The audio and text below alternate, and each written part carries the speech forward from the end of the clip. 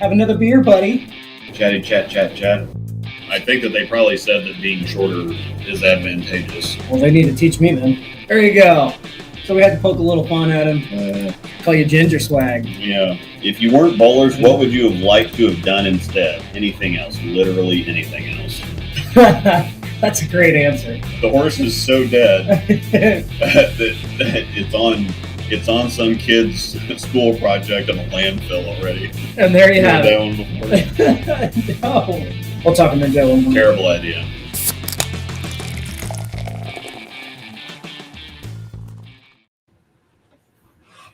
What's up? What's up? You a happiness pig? You just want me for my treats, don't you? Yep. You want me for my treats, don't you? You happiness? You happiest pig. You're the happiest pig ever. I know. You're the happiest pig. All right. My stream is rough. I know, Piggy. I'm coming. I'm coming, sweetie. I swear. Hang on. I'm going to break these up. So today is Storm's birthday and gotcha day. Ah. So, Bucko. That's pretty cool. I didn't realize it was Storm Dog's birthday. Yep. It is. He is 5 today, and this is also the day that we adopted him on. So we've had him for 2 years. Yep. And thank you, Piggy, for drooling all over my shorts. Yeah. You guys will have to bear with me a little bit. I'm pretty freaking wiped. So I just got back from Colorado for about a week. Yeah, I've had one of them weekends. And it was a lot of go, and a lot of late nights, a lot of alcohol. So there you have it. Yep. And as you can see, we've got some new merchandise on here. Yep. We can show you a little bit of it here in a bit. Got some ordered. Don't have any of it yet. But I have some coming this week. yeah, I don't know if they ship because I ordered a bunch of stuff. I have a bunch of these quick ships that they've sent me, but they don't have all my logos on them, so I can't wear them anywhere but here. Yeah. And I realized I only have like 10. We have been on staff for 2 years now, and I think I've only got like 10 jerseys. I just looked in there the other day, and I got a couple pairs of the pants, and I got a pair of the shorts coming. I'm going to check those out. Don't know about $100 shorts, but whatever. Yeah, I'm right there with you on that. I got some of the pullovers and stuff, but I got myself one of our hoodies, one of our shirts. I got me a couple more jerseys. I got another hoodie. Some of the hoodies you can actually put all the logos and stuff on, so I've got a pretty sharp one of those coming, and then just some extra general stuff. So yeah, I'm excited about it. The hoodies weren't expected. I was doing T-shirts, and then they asked if we wanted to do hoodies as well, and I said, why not? So yeah, might as well. It's getting to be that here another month or two. It's going to be getting to be that time of year. So yep, Nico with a couple bucks there for happy PWs that time. Yeah. Nico, our the guy that keeps our Facebook group going. Yes, he does. Always posting stuff in there. We really appreciate Nico and the donation. Brittany, awesome. Mm-hmm. Enjoy the shirt. You'll have to take a selfie and send it to us. Tag us in our group. If you get one of our shirts or hoodies, you gotta make sure to tag us in it. I want to see it. Yeah. Hi, Bucko. What are you doing? Can't wait to wear hoodies again. I've got a pair of sweatpants on right now. I love sweatpants. So yeah, $100 for a pair of shorts. Yes, and the slacks are $100 too.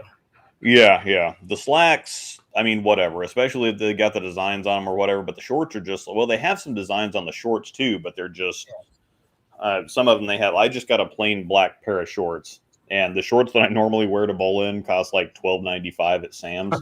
So, hi, Pickles. I just bowl in golf shorts usually, so. I can't give you treats this fast. You're chubby. Awesome. Thank you. Appreciate it, Brittany. Yeah, golf shorts for me. That's usually what I wear. Yeah. Hi, Pickles. You can't go anywhere. You're stuck down here with me. Hey. You're stuck. Until Mama gets home. I know. Oh, well, it's crying, but I'm thinking about getting some. Yeah, I mean, I'm going to probably wait till I see Luke's and I'll go from there. Yeah, I do like the slacks. I really like the slacks. They're very expandy. Yeah. They're very comfortable. I've worn them to – I know, Pickles. is Piggy pricey. really wants to go outside, and so I can understand spending $100 for a nice pair of slacks, though. Yeah, the slacks are really great to bowl in. I think I did take a pair to National. I took the Space Cat ones to Nationals, and I've worn the Space Cat ones for filming. And filming in pants is just awful. But these are really nice. They're very light. They're not clingy, but they're not like flimsy. Yeah, It doesn't feel like you're bowling in a pair of silk pajamas or anything. But they are very light and very comfortable, and I like them quite a bit. And if the shorts are anything like my $12 shorts are already pretty comfortable. So what are you drinking on right there?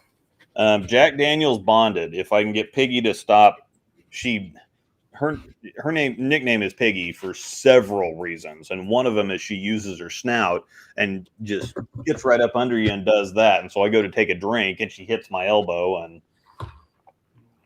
It looks like my stream is struggling over here. I'm sorry if I look rough. oh, you're good. It started the stream and then it kicked us off. So It said, did? yeah, in the middle of the countdown, it said, yeah, your stream has ended for some reason. Go ahead and try to retry it. Wow. Okay.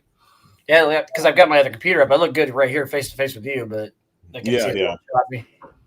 That Piggy wants some Jack Daniel's Bonded. Mm-hmm. Yeah, that bonded stuff is pretty good. I think you and I had some of that at the house that one night. Yep. That is good stuff. Yep, it's 100 proof, and so I like the stiff stuff because again, as you discovered this weekend, you start getting to a certain age and you don't handle the booze as well as you used to. It's not just that; it's no sleep either. Well, that too. I think we went to bed the last night we were there. We went to bed at 4:45 Mountain Time, so almost 6 a.m. here, and then we had to turn around and have an 8-hour drive. Yeah. Let's just say my butt is kicked. So. Oh. Yeah. I don't. Yeah, because I checked the mailbox and I checked the front, and we did not have the package. And I'm drinking a poor man margarita currently. Yeah. Yep. Poor man margarita started the show. Yeah, we may have to do a stream next week because I didn't think about this. My birthday is next. Hi, James. My birthday is next Tuesday, but since we do the shows every other week, I figured I'd hit it this week, and I'm going to hit everybody up again. So the little $sign button down there. We can do a show next week if you want. That's the thing, because we've also got our Scratch League draft is next week, next Thursday. And so we did a stream last year where we kind of looked at things and broke it down. And it's not terribly interesting to people that, if you don't know who we're talking about, you're just not going to be able to keep up. But at the same time, talking about draft strategies in just a draft, the draft league is such an interesting thing that most people don't have in their area. And so I think just talking about it is fun, and just people imagining what it would be like if they had something like that in their area. And just Yep. I was actually asked by Johnny this weekend if we were going to do one. It seemed like we got a lot of local people that really enjoyed watching it and seeing our thoughts. Did. So we can definitely do one. It'll have to be Monday. Because I do start bowling on Tuesday next week. Yeah. I don't think we have anything going on next Monday, so we might as well. Cool. Again, it's sneaking up on us, so it is. I'm sure our draft list will come out this week, so we should be able to be good for that. So that's a plus. And might as well. I'm down. Always down to hang out on the tubes. I'll double check, but I don't think we have anything going on next Monday. So, man, we could hit I guess if we do it next week, then I can't really stretch it out 3 weeks, but. What's that? I was going to say, if we were skipping a week here, because my birthday is next week, and so if we, you got to wear the hat. Yeah, I got to pull the hat out. Hi, Piggy. I understand. I got to get my hat. The hat's got to be on. If we're going to do a show next week, you just wear it next week. Yeah, we just wear it next week. I know. Yeah, I know, Pickles. You can't go anywhere, Pickles. Because you said you're next Tuesday, correct?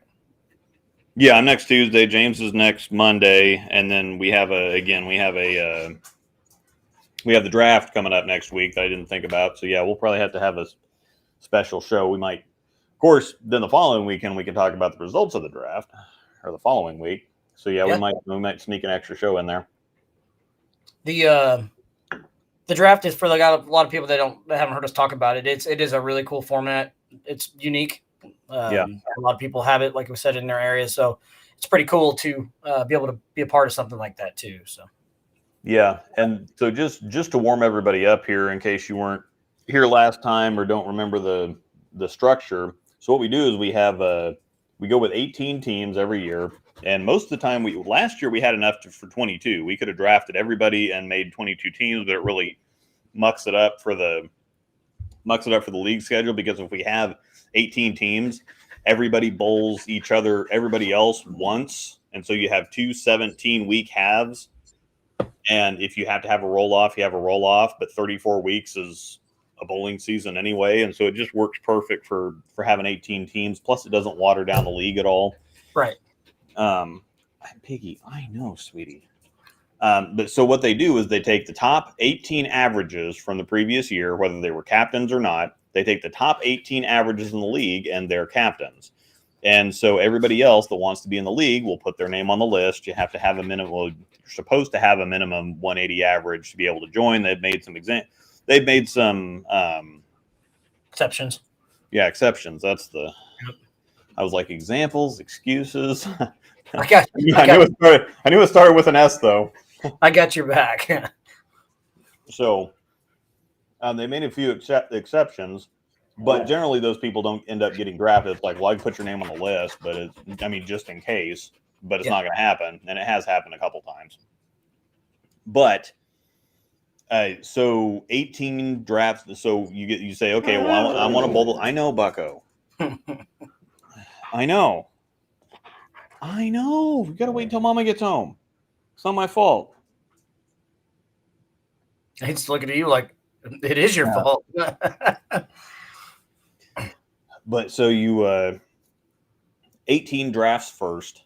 Yep. It used to be a snake draft for the first 2 rounds, and then they'd reshuffle everybody, and the last one the last round would be they'd take the averages of the 3 people on each team, and then they'd reseed them.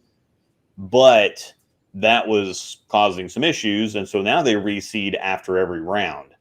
And so they will take the 18 drafts first, then you go all the way to 1. And then as soon as 1 makes their pick, then they reshuffle and reseed you based on your total team average of the captain and the person they picked. And so if you're like 240 and you pick a 210, you might be in good shape for the next round. You may not have a 3 bowler by the time you get there. So you can either go for a lower average and try to get yourself a higher pick in the next round, or you can just go for a super solid 3 bowler or the best bowler on the board that you can get and then deal with it in the subsequent rounds. So there's a lot of strategy. There's a lot of nuance to it, and it's really fun.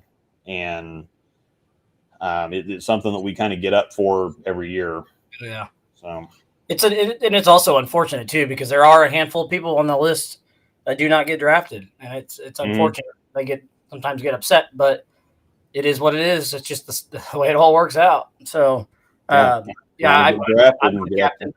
looking forward to it a lot. It's something draft night, even though we don't get to sit in the room.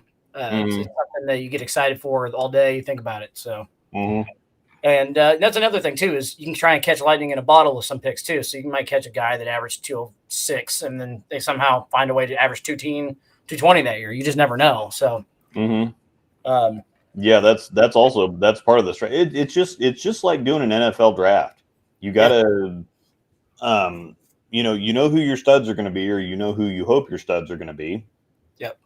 And then you try to find the ones that you try to find that 205 that you think is going to have a year and go for 215. Yep. And that's really how that all works out. Like there was, I won it one year, but I got Tennyson for like 210. He had an off year or something like that, and he averaged 210. And I'm like, okay, well, there's my 3 bowler that's going to average 225. And he did. And he was a captain the following year. So I got him. I got him and Alex Jimenez, and Alex was like 205, 210, and I'm like, okay, well this is wonderful. Nobody knows who Alex is. I got Tennyson for 210, and then it's like, okay, well this is just going to be a magical year. So yeah, I'm looking forward to it. So especially we've got a few new captains coming in this year that. Such as James hasn't been a captain. I know that there's a couple others. Jerry Jennings is a new captain, I believe. I think he snuck in there at the end, and I thought there was another one, but I couldn't remember. I know we got a couple, so it's always interesting to see how the new guys come in too and how their strategies. So, yeah, Jerry's probably going to pick his college kids. You got Gromlowitz coming back to the draft this year. Yeah. Tyler Gromlowitz, who just won the TAT. He's going to be in the draft. And that's the other interesting thing about how this works is you can't. So if you have somebody that joins the league that averages like 235, they cannot be a captain. You have to have your average in that league from bowling the previous year.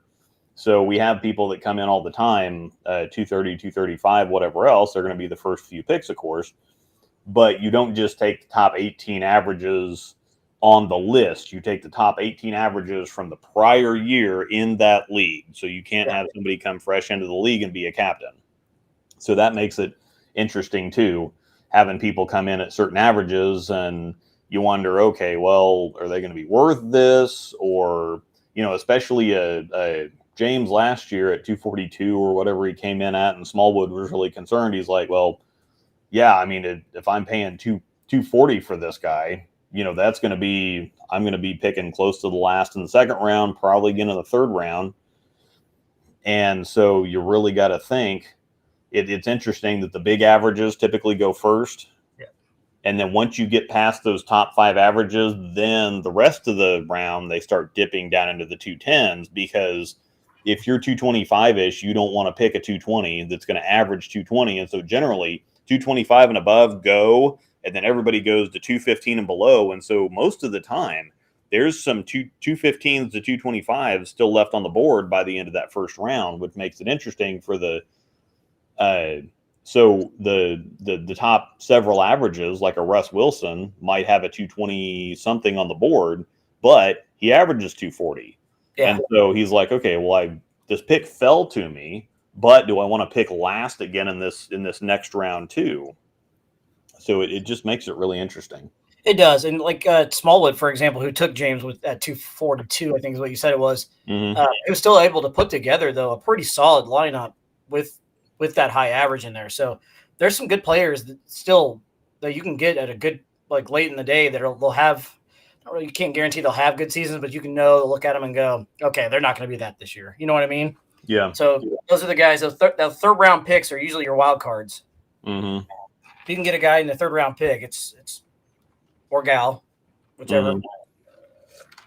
Because we do have a couple ladies that are pretty good that bowl in our league too. And like Caitlin Wagner's a really good bowler. Yeah, Caitlin's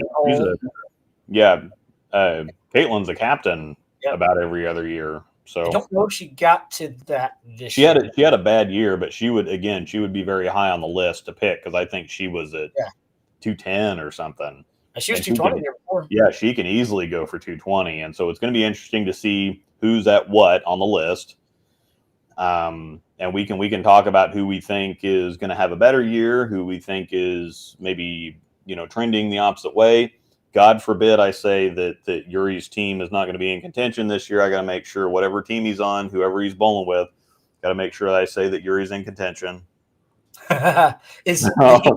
Did he make it to a captain spot with a couple of the captains dropping out? He was close. He might have, but he gives me shit every once in a while. It's about time for league again. And I remember saying last year that's like, well, after the draft, it's like, well, there's 4 teams I think that are in. I would have to go back to that. I'm actually going to have to pull that back up and see what our predictions were, and then go back through the list. If I'd have been thinking, we could have done that tonight.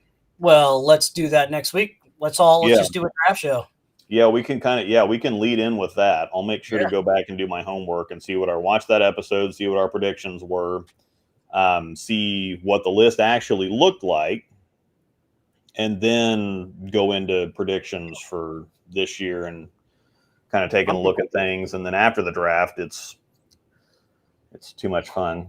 Oh yeah, I'm good with that. I know like a lot of people in here don't know a lot of the people that are in that league, but if you're interested in bowling and different styles of leagues and that kind of things interest you, come tune in with us, and I think you guys will have a lot of fun. Yeah. Here's a question: does any high average guys ever say no to being a captain but still wants to bowl the league? They have said that before, but they will tell you it's like, no, you have to, if you qualify to be a captain, you have to be a captain or you can't bowl. Yep. Because there's a lot of there's one particular person that used to bowl every year and then didn't want to be a captain, and so they would skip years. Yep. So they would bowl one year, skip the next one, so they didn't have to be a captain. Then they'd come back and bowl again. I don't know why they didn't want to be a captain. I don't really see a whole lot of difference in it besides you get to draft your team. I think you are kind of generally responsible for finding subs and dealing with that stuff, and that person was generally kind of busy, and so, not being able to, and when you're a captain, you got to be there as often as possible. You're expected to kind of lead the ship basically, and his schedule was up in the air certain times. He wasn't going to be able to make it every week, and so he probably just didn't want the. Yeah. He probably just, not that he didn't want the responsibility, he just couldn't, it just wasn't the best situation for him to be able to handle it as well as he would want to handle it. Let me put it that way. You do also have a certain amount of games to qualify. Yeah. You do have to bowl two-thirds of the league to be able to qualify to be a captain. And then the other thing is that you get paid out based on several different things. And so team captains will get an extra. I think the lowest team captain gets like $70 or something just for just for qualifying as a team captain. And they now split that. And so they used to just give it to you at the end of the year. You qualified for next year, but they would have several people that then would take the money and then wouldn't come back. And so now you get half of it at the end of the year. So if you qualify to be, I think the top captain's like 230, 220, 230 or something like that. And so you'll get the $115 in your envelope at the end of the year. And then when you walk in for the draft, you get handed an envelope, $115, right out the gates. If you show back up to draft again the next year. Yeah, it's fun. Now you got me excited. Mm-hmm. I'm really excited. I wish the list would have been out. We could have done it tonight. Yeah. I'm pretty pumped. Yeah, so as any high average guy, yeah. And I think that somebody else tried that too and said, well, yeah, I don't want to be a captain. Can you just put, it's like, no, you can't. I don't know why you wouldn't want to be. I don't know. To me, it sounds fun. But I'm also into like fantasy drafts and stuff like that too. Yeah. So. Yeah. I think that the drafting was always fun. Oh yeah. Unless you drafted a terrible team, and then it's not so fun. And there's a combo of things too on that kind of league. It's like, yeah, you want to have the best team you possibly can, but at the same time, you also want to bowl with people you want to bowl with, and it goes a long ways. That really can that camaraderie really can make things a lot better, in my opinion. Yeah. It can make a long season a lot shorter. Yeah, that really is the trick. Yeah, that's my opinion, but it to me, just being able to bowl with a group of people too that you enjoy being around, it makes a big difference.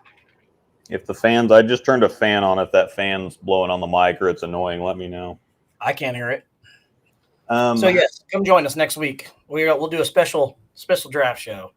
Yeah, the other thing is that once you get your team drafted, then the top two averages have to be your 3 and 4 bowlers, and the bottom two averages have to be your 1 and 2 bowlers. You can't try to, mess with the lineup if you have a favorable advantage one way or the other. You can't. So if you have like a lot of people would take, okay, if your whole team is bowling well and you have everybody above 200, say, and another team has somebody that's not doing so great, that's averaging like 180, you can't put the 180 against, who's going to lose anyway. You can't put them in a certain spot to try to get an advantage, a bigger advantage by placing your players. So 3 and 4 have to be the bottom, and it doesn't matter how you your entering averages last for 5 weeks. And then after 5 weeks, your league averages take over. Now, we've seen it all the time. Some captains end up bowling out of the one hole, depending on who they draft. Right. And depending on what kind of a year they have. We've seen it several times where the captain ends up leading off or being in the 2 hole even. And I've had several different strategies. I've been drafted, I don't know, 3-4 times, and I've been a captain 4 or 5 times. And I've tried several different draft strategies, but basically you got to make sure that you've got a 3 bowler.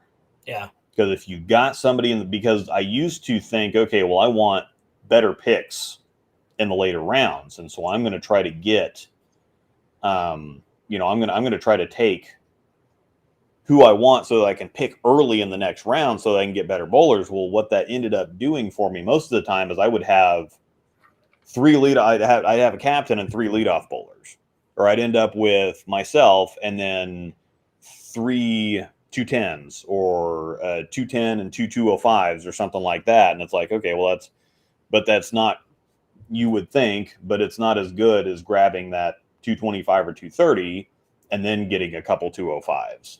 Right. Because there's still going to be, by the time you get to the end, there's still going to be some solid bowlers on the board for your worst bowler, I guess you'd say. So even when you're looking for value, again, when I picked Tennyson, I'm like, well, that was a value pick, but he's also my 3 bowler. Like you can identify that as, okay, well, yeah, they might have had a down year, but probably going to come back, but also going to be able to be, the setup. Yeah. Setup bowler. So, yep. Jonathan, yes, there are people that do not get drafted. And to answer your question, John, yes, decimal places do lock in your order. So, yep. It's pretty unique. It's pretty unique, and I'm looking forward to it. I think if anybody's interested, like I said, join us next week for a little special breakdown pair. Punch. So once I got that text message from Larry today, I was like, yeah, we're getting close. It's time. So good idea. Let's do that. Yeah. Yep. Sounds like a plan. Hi, Piggy. I can kind of, with that being said, and the start of league coming in, we can start getting into a little bit of league season prep. Yeah, because that's what we were going to talk about anyway. Because, again, our draft is next week, but there's a lot of leagues that are starting next week. A lot of leagues around. I don't think any are. Well, I don't really know because of the 2 that I'm bowling in start. I guess they all start next week, not this week. Most of our meetings are this week. So, like I bowl Trevor's league. It starts the meetings tomorrow night, and we start next week. And then, of course, the draft league we draft next Thursday, and then start the following. So yeah, everything. And those are the only 2 I'm bowling. So things will. I'm not gonna lie. I'm not ready to get my weeks up yet. I've really enjoyed the time away for a little bit. It's not like I haven't been bowling, but yeah, it's knowing that I'm going to be home in bed late 2 nights a week is going to suck. But I understand. Mine kind of works out because we bowl on Thursdays, and even though I do have to go into the office on Friday, I work 4 hours. I work from 6:30 to 10:30, and then our other league is Friday night. So Friday night. Don't have to worry about that too much, and they're both just 2 days back to back to get it done with. You playing puppies? I'm sorry. I stay up late on a Friday night anyways. It doesn't matter. So, pig. Dang, they don't start till Labor Day. Yeah, we always around here. It seems to be. It's when the kids start back to school, we start back to bowling. Yeah, that's Raylan starts school this week. Yeah, she's not real happy about it, but yeah, she starts school on Thursday. Haas is gonna make Tuesday playoffs this year. Yeah, I hope so. That'd be great. Just one time. Yeah, that's something else we can talk about what's going to make the league bag starting out. But we'll talk about things you should do now before you show up to league and you're like, oh crap, well, I needed to change grips in this, or well, I didn't bowl all summer, now nothing fits. You might, if you use interchangeable thumb systems, you might need to go get a new one drilled or put like 10 pieces of tape in one that you already have. Yeah.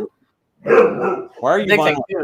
The big thing too is a lot of folks that don't bowl over the summer.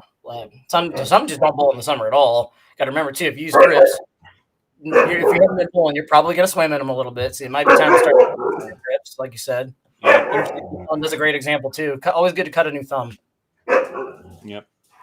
Bucko. Hey. Sorry, guys. All right. You guys need more treats?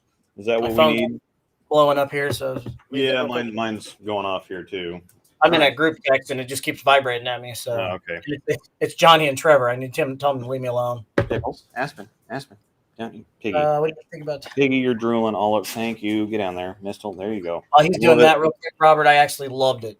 I was with my buddy in Colorado, and I watched it. I saw it. I couldn't believe it. So, not something. Usually, baseball fights suck. That one was pretty good. Did you see that one yet, Luke? Tim Anderson get knocked out by a punch. Oh, I think I saw shortstop from the White Sox. Yeah, I saw a couple of them. I saw a fight. I didn't really. He dropped him. He stiffened him up too. Sweet. That was pretty good. You don't get to see that very much. It's all over. They always come running out of the bullpen, and then everybody never does anything. But that was pretty cool. Yeah. Story of the White Sox season. That's fair. Yeah. Here's another one. What happens to people that aren't drafted? Can they have their own undrafted team? Most of the time, they end up in other. There's another league on the same night. So most of the time, if they don't make the draft league, they end up on one of those other teams on Thursday night. So they just plan to bowl on Thursday nights, whichever league they end up in, and that normally works out for them. Yeah, it does. And now, don't get me wrong, the other end's not very competitive, but they had a guy down there that was red hot this year, though. I don't remember his name, but he shot like back-to-back weeks and a couple 300s in there, and I was like, holy crap. Yeah, every other night, it's like, this guy's doing. It's like, I mean, we have plenty of announcements from our league, but it's not the same person like every other week indefinitely. We had a week a couple of years ago where like 6 300s in one night. If that says anything. Yeah, that was fun the night that there were 3 300 shot in the second game, and back when Patton was doing brackets, you had several second game pushes with 300. I was one of them. I had to push. Oh yeah, and I think it was you and it was Trevor, and I don't know if it was Johnny or Wagner, Rob Wagner. Oh, okay, yeah. Rob Wagner down the low end. I was on the very end pair to the right, and he was on the end pair to the left. Yeah, you would think that shooting 300, you could make your way through a bracket clean. Not so much. I thought I was going to actually get Trevor in game 2 on a house shot in that league. Yeah. Only to get a push. Hi, Piggy. I do miss the brackets. I do miss those a lot. They need to find a way to get those back. Oh, we did see old Terminator Patton at the on Sunday. Was walking. Oh, really? Bionic Man. Yeah, he was out at the doubles tournament last weekend, the second day. He was out there. He's got 2 brand new hips, and so he's the Bionic Man now. He's been walking around with a cane. I don't know if he was that day, but the last time I saw him, he was walking around with a cane anyway. He did post there. Somebody else posted a video to Facebook because he doesn't have Facebook. Yeah, I know. And so somebody posted he got back out there and he took his first few shots back on his new hips. So he'll be back in form, whatever kind of form Tom Patton has. It'll be a while, but yes, that's a good question, Jonathan. He'll be back in John Daly shape in no time. Yeah. Oh, blind draw double action on Tuesday. You just spoke my language. I love blind draw doubles. Yeah. Love blind draw doubles. It sucked because I actually caught Trevor for blind draw doubles in Tulsa last year at Broken Arrow. Of course, him and I both blew bad. Get him, Easton. You lefties seem to not like that place very much, don't you? Broken Arrow and Andy B. That's the thing is Andy B's normally goes okay. Like we had the first set last year was a frickin' disaster for everybody that wasn't named Dylan Burns. Because I think Dylan shot he shot 300 the first game. I shot 150 or something. You shot 160 and Trevor shot 2-0 and James shot 170 or something like that. I can't remember, but they were horrible. Yeah, it was difficult for everybody but Dylan. And then we went on to the next set. Normally I do semi-okay there, aside from 1 year. Hey! Thank you. Aside from 1 year at Broken Arrow, I don't know. I've done okay. I've sucked at Broken Arrow lefty. That it's always been wretched, but it was every other year because Bruce and I would go every other year. I shot the 300 720 something in singles 1 year. But Bruce and I would go back and forth. Like in doubles, I would shoot 700 1 year and he'd have a rough year and shoot 630, and then we'd flop the next year. I'd have the rough carry and shoot 630 and he'd shoot 17 or 720 or whatever. We never just could seem to get on the same page to get doubles. But yeah, the left, it hasn't. It was kind every year that I've been down there with Trevor, either he hasn't done anything. So, well, yeah, he doesn't do good at broken arrow either. No, so I don't think it's just you. So don't hang your head on that. You know what I mean? Yeah. I have a good year down there, then I have a bad year, then I have a good year, then I have a bad year. So I'm in for a good year this year. Yeah. Andy B's is normally just dry. If you can keep up with the dry, the shot's not that terrible. But what the problem is you're not loose, and you're used to not having to throw the ball 70 miles an hour. And so the first team set is really just getting your legs under you and getting used to throwing the ball 20 miles an hour.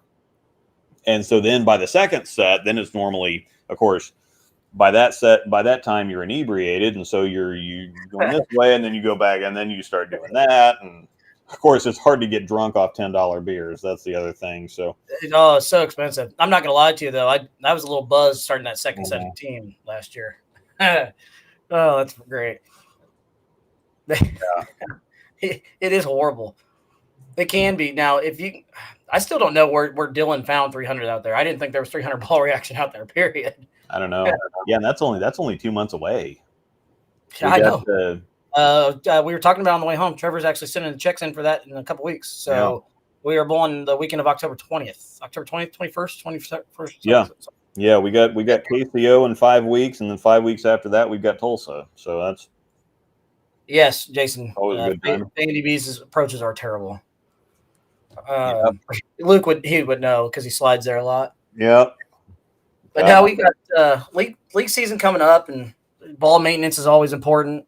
Yeah, we're busy coming up for sure. Leagues are starting, and then we get smacked in the face with tournaments. It looks like. Mm-hmm. So I'm excited to get this new season started. I don't really have anything to do because I've bowled throughout the summer.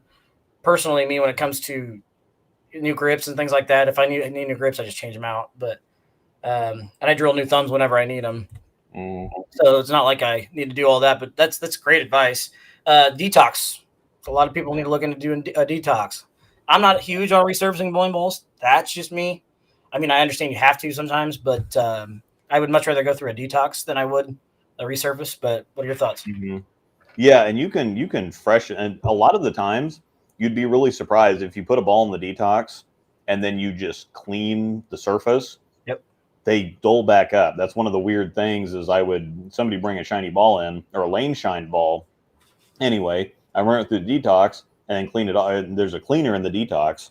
Mm-hmm. Then you just wipe it down and it looks a lot duller. It's like, well, some of that shine is just oil in the cover, in and on the cover. And so you get rid of that, and then all of a sudden the ball looks a little, it's clean, it's fresh, it looks a little duller than it was. It's like, well, I didn't want the surface change. I'm like, I didn't do anything to it. I just dunked it in there and pulled it back out. Yeah. So yeah, a lot of times something like that.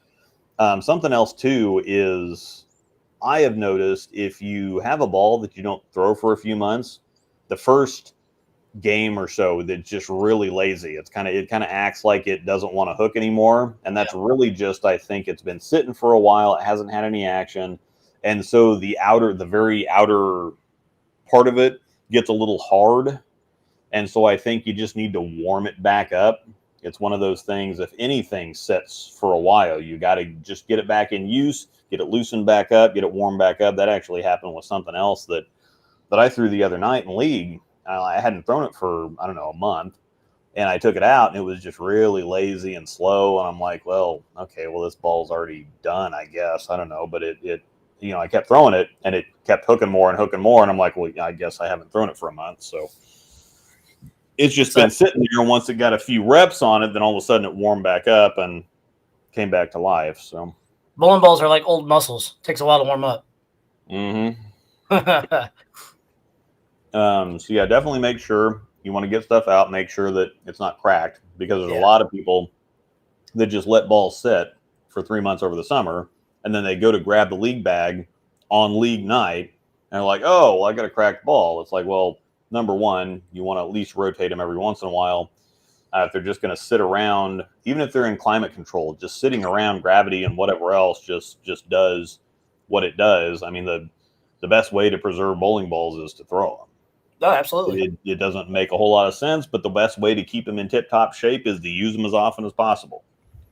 I agree with that. Yes, I would say about 60 games is fair. Wouldn't you, to Detox? Yeah, and it really depends on the ball reaction. Yeah, it does. Some motive covers are a little bit more durable. Yep. Because they did that one thing with shock or something in oil in a bucket of lane oil for 24 hours and pulled it out, wiped it down, and it was looking just fine. Motive covers don't seem to really absorb that much. Other covers absorb a little bit more. And so it's really just when the ball starts getting lazy on the back end.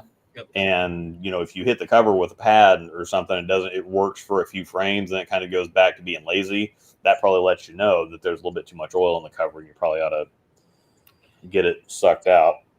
Yep. And that's actually great point. Ball reaction wax will tell you everything. So usually does anyway. Usually does. But you got any? Somebody asked in here. Actually, I think it was Jonathan Tiffany about goals. You got any goals for this coming year? Yes, actually, because I've the last couple of years have not been great. The first year after switching back to lefty, I averaged almost it was 229.4 or something like that. I just lost 230. I really wanted to average 230, and I just lost 230. I shot a couple of 630s or 640s the last couple of weeks of the year and fell out of it. And then last year I was 217, and then this year I ended up at like 211 or 212 or something. And so the first year I was just hit the pocket somewhere. Yeah. Just keep it in play, leave yourself easy spares. And then once I started getting the coordination going, and we've talked about this before, but once I started getting the coordination going, then I started trying to make shots, and it basically kind of worked the opposite direction. And so the last couple of years, and then you get into doing some funky stuff, and then you press and you try to force ball reaction. And I've kind of gotten all that cleaned up in the last month and a half of the scratch league. I've been shooting, we both 4 games. And so everything's been over like 870 or 880 for the last 5 or 6 weeks. I just generally bowling pretty good. And I was 7 for 7 on 7 pins this last Thursday. And so everything's starting to kind of come together. And so basically I would like to average 220. I just want to get to the point where I feel comfortable throwing the ball. I just want to feel comfortable executing most of the time. Pick up most of my 7 pins. I know I'm going to flag. I mean, everybody, even righties that have all kinds of control are going to flag 10 pins every once in a while. That's just a thing. But I would like to feel comfortable with the coordination and feeling like I'm not just throwing terrible shots every other shot. Yeah, that's not bad. Not bad at all. It's actually a good thing to. It's a good goal to have. For me, it's mostly going to be pretty much the same last year. I went into the same last year, or the same mindset last year to be better mentally, so to speak. I personally don't think I achieved that. I think if anything, I got worse. I grinding, and especially in tournaments, I need to be better about not getting frustrated, and especially when they're hard, and grind. And just grind and understand that it's okay if I go spare. You know what I mean? I mean, granted, you always want to make your spares, but you start getting frustrated after a while. And even though you may not have the greatest ball reaction, it doesn't mean that there's still not something out there. You're overall a better day. So I need to be better mentally. Like I said, I went to the goal last year with that mindset because I went into several places knowing that I struggle there.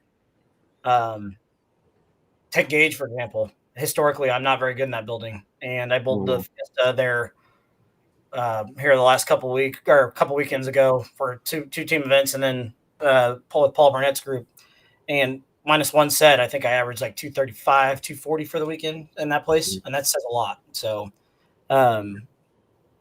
that something like that too can also go a long ways for me, knowing that I can do it in a place that I struggle at. So I told myself to be better mentally. The last weekend at the Tour KC, they were pretty tough on Saturday, and I still found a way. I fell out late, but I was in the ladder all the way through almost 4 games. It might have been 4 games, and it's been a long time on a pattern that I was close to making the ladder. So that's a good way to start the season for me. Didn't bowl well on Sunday, but that's okay. Execution wasn't there, but I wasn't missing easy spares. I did miss 110 pin the weekend, and I bet I left 30 of them. So. Yeah, and some days you're just not going to have it. It is a little frustrating because if you feel like you have a clue what you're doing, you should be able to at least grind something out. Yes. And sometimes it's just for whatever reason, it's one of those things you just got to kind of laugh because like everything goes wrong for whatever reason. Yep. And that's something that like Jay and Russ can do. You know, I've seen, Poston likes to share every once in a while when he bowled doubles with Russ in City in Topeka or something like that, and Jeff shot like 850 and Russ shot 580, which never happens to Russ anywhere at any point in time. Just a comically weird day because he struggling for him is 660. Yeah, I mean that's an absolute travesty. Go jump off a bridge type of day is still 660 for Russ. Oh yeah. And for whatever reason, and of course, Poston has to share it every year, but that's just the kind of guy he is. Yeah, it is. And Russ gives it right back to him because I think it flipped the next year. Russ shot like 830 and Poston shot 610 or something like that. So. Yeah, I'm. Go ahead. Sorry. No, I was going to say I'm with you there on the mental side of things because it's been a really frustrating last couple of years, and so I've had to try to withdraw a little bit and not care so much so that I'm not just pissed off 24/7, and it hasn't always worked. But the problem is that I've leaned into that a little too far, and so it's taken me out of focus because I just kind of show up. I'm like, okay, I'm not expecting to make any money. I'm not expecting anything, and so I just kind of cruise through it like we're bowling a league set instead of paying attention, focusing, whatever else. It's just kind of like, well, I'm just expecting to just blow $200 or $300 here anyway. And so I go in with not necessarily a negative attitude, but kind of a negative attitude because you just don't expect it to go well. And I'm trying not to be pissed, and I'm just focusing. I was like, okay, well, this is going to suck because you haven't been throwing the ball well. It's going to be terrible. You're going to lose money. Just try not to get mad. Yeah. And that doesn't ever work. But too many times I've also saw the patterns and I go, oh, it's going to be hard. I'm going to struggle. Then I'm just going to go in here and beat my head in. Instead, I need to look at myself and say, you know what? They're going to be hard, but if I just grind and make shots and don't beat myself up, I'll be fine. So I've got the ability. I just need to do it. Yeah. It's frustrating, but it's this year. I've got to tell myself over and over again. And I was even telling Amanda about that last time we were bowling. I was like, I've told myself I've got to be better with my head. It's got to be better, or else I'm going to continue to struggle the way I've struggled. Yeah, I think I need to get my head back into it and care a little bit more. Find some way to care more and pay attention more, but not be angry when it goes bad. Yep. But again, that's kind of the funny thing about having a rough couple years. It's like if it goes halfway decent at all, it's like, hey, okay. Again, showing up a couple years ago, I would show up, walk in, and just assume I was shooting 750. Even again, just my first year back as a lefty, it was really easy on the left side a couple of years ago. But I would expect 750, and if I shot 650, I would be disappointed. Now I'm in the kind of headspace where I'm like, if I show up to league and shoot, and even if it's a mediocre night or I don't really execute that well or whatever else, and I leave shooting 650, I'm like, hey, I'll take it. Oh, absolutely. That's okay. I'm not mad at that. And so again, I think it is kind of I'm getting back to the point where a bad night, the last couple of years has been 570 or 580. Now it's kind of like bad nights are getting up to the point where it's like, I don't know, 630, 640, 650. And I'm okay with that. Yeah. So, Agreed. you know, it's one of those things where we've talked about positivity and negativity before, Yep. but it's one of those things where you gotta shoot it kind of in the middle. And, even though 650 isn't the kind of score that I want to be shooting, which we sound like douchebags talking about this. It's like, oh my God, yes, 650, whatever. And I know that there's plenty of people watching. And it's like, oh my God, I'd love to shoot 650. I would love to fall into 650. But it's just when you've been so competitive for so long, and that's still the other thing I'm stuck on is I used to be a whole lot more competitive, and now not being as competitive as I used to be. I've still got the head that thinking competitive, but I don't have the skills are still lacking. Oh, it'll get there though. Especially the more and more you do it, it'll definitely get there. In my opinion, you're still throwing it better than what you were throwing it when you first moved to lefty. Yeah. I think you got blessed that the left side that year just seemed to be amazing. Not that it's not ever in that building in general, but I think that definitely was a big play in it. But I think just mechanically, way better. Mm-hmm. I could be wrong. I did have a weird little combination of it wasn't great, and I was a complete one-trick pony, but I was fairly decent at doing that one trick and just kind of pushing it and letting it walk up. I could generally get it in that right direction, and I had a couple boards either direction, and so yeah, it was just it helped that year, and that might have actually been bad. I don't know. I don't know if it's bad, but I think it shows you that you can do it. Yeah. So I don't know if anything, it should drive you more to want to get back to that again. And I think you can get back to it easily. I think the more and more you keep doing it, the better it's going to get. I'm not going to be Trevor Baumgartner, but who is? It's the kid's just a godlike, man. It is what it is. Yeah. That's one of those. And that's what's really frustrating about this area in general, too. And I would it'd be interesting to have James on here and get his take on it, too, because he's very high level bowler, period, and coming from the East Coast, and they have the UBA and a lot of competition there. But I think he'll tell you it's just not what the competition is here. And if you try to measure yourself up to who's here too often, it can really demoralize you, because watching somebody like a Russ Wilson and a Jay Futrell and a Nick Vaughn and Bo McVeigh and James and Trevor, and there's tons of other people that even like a Steve Keeler, who doesn't look like he does anything special, and he just shoots 240 at you every game. Yeah. It's just this area is kind of demoralizing, and it doesn't make you realize how good it actually is. Like, again, it's like going to Tulsa or Springfield, or especially Springfield, and in the team house and shooting 610 or 620 and making money. So that's a good set there. That's a damn good set there. I think I shot 620 in team this year and doubled my money.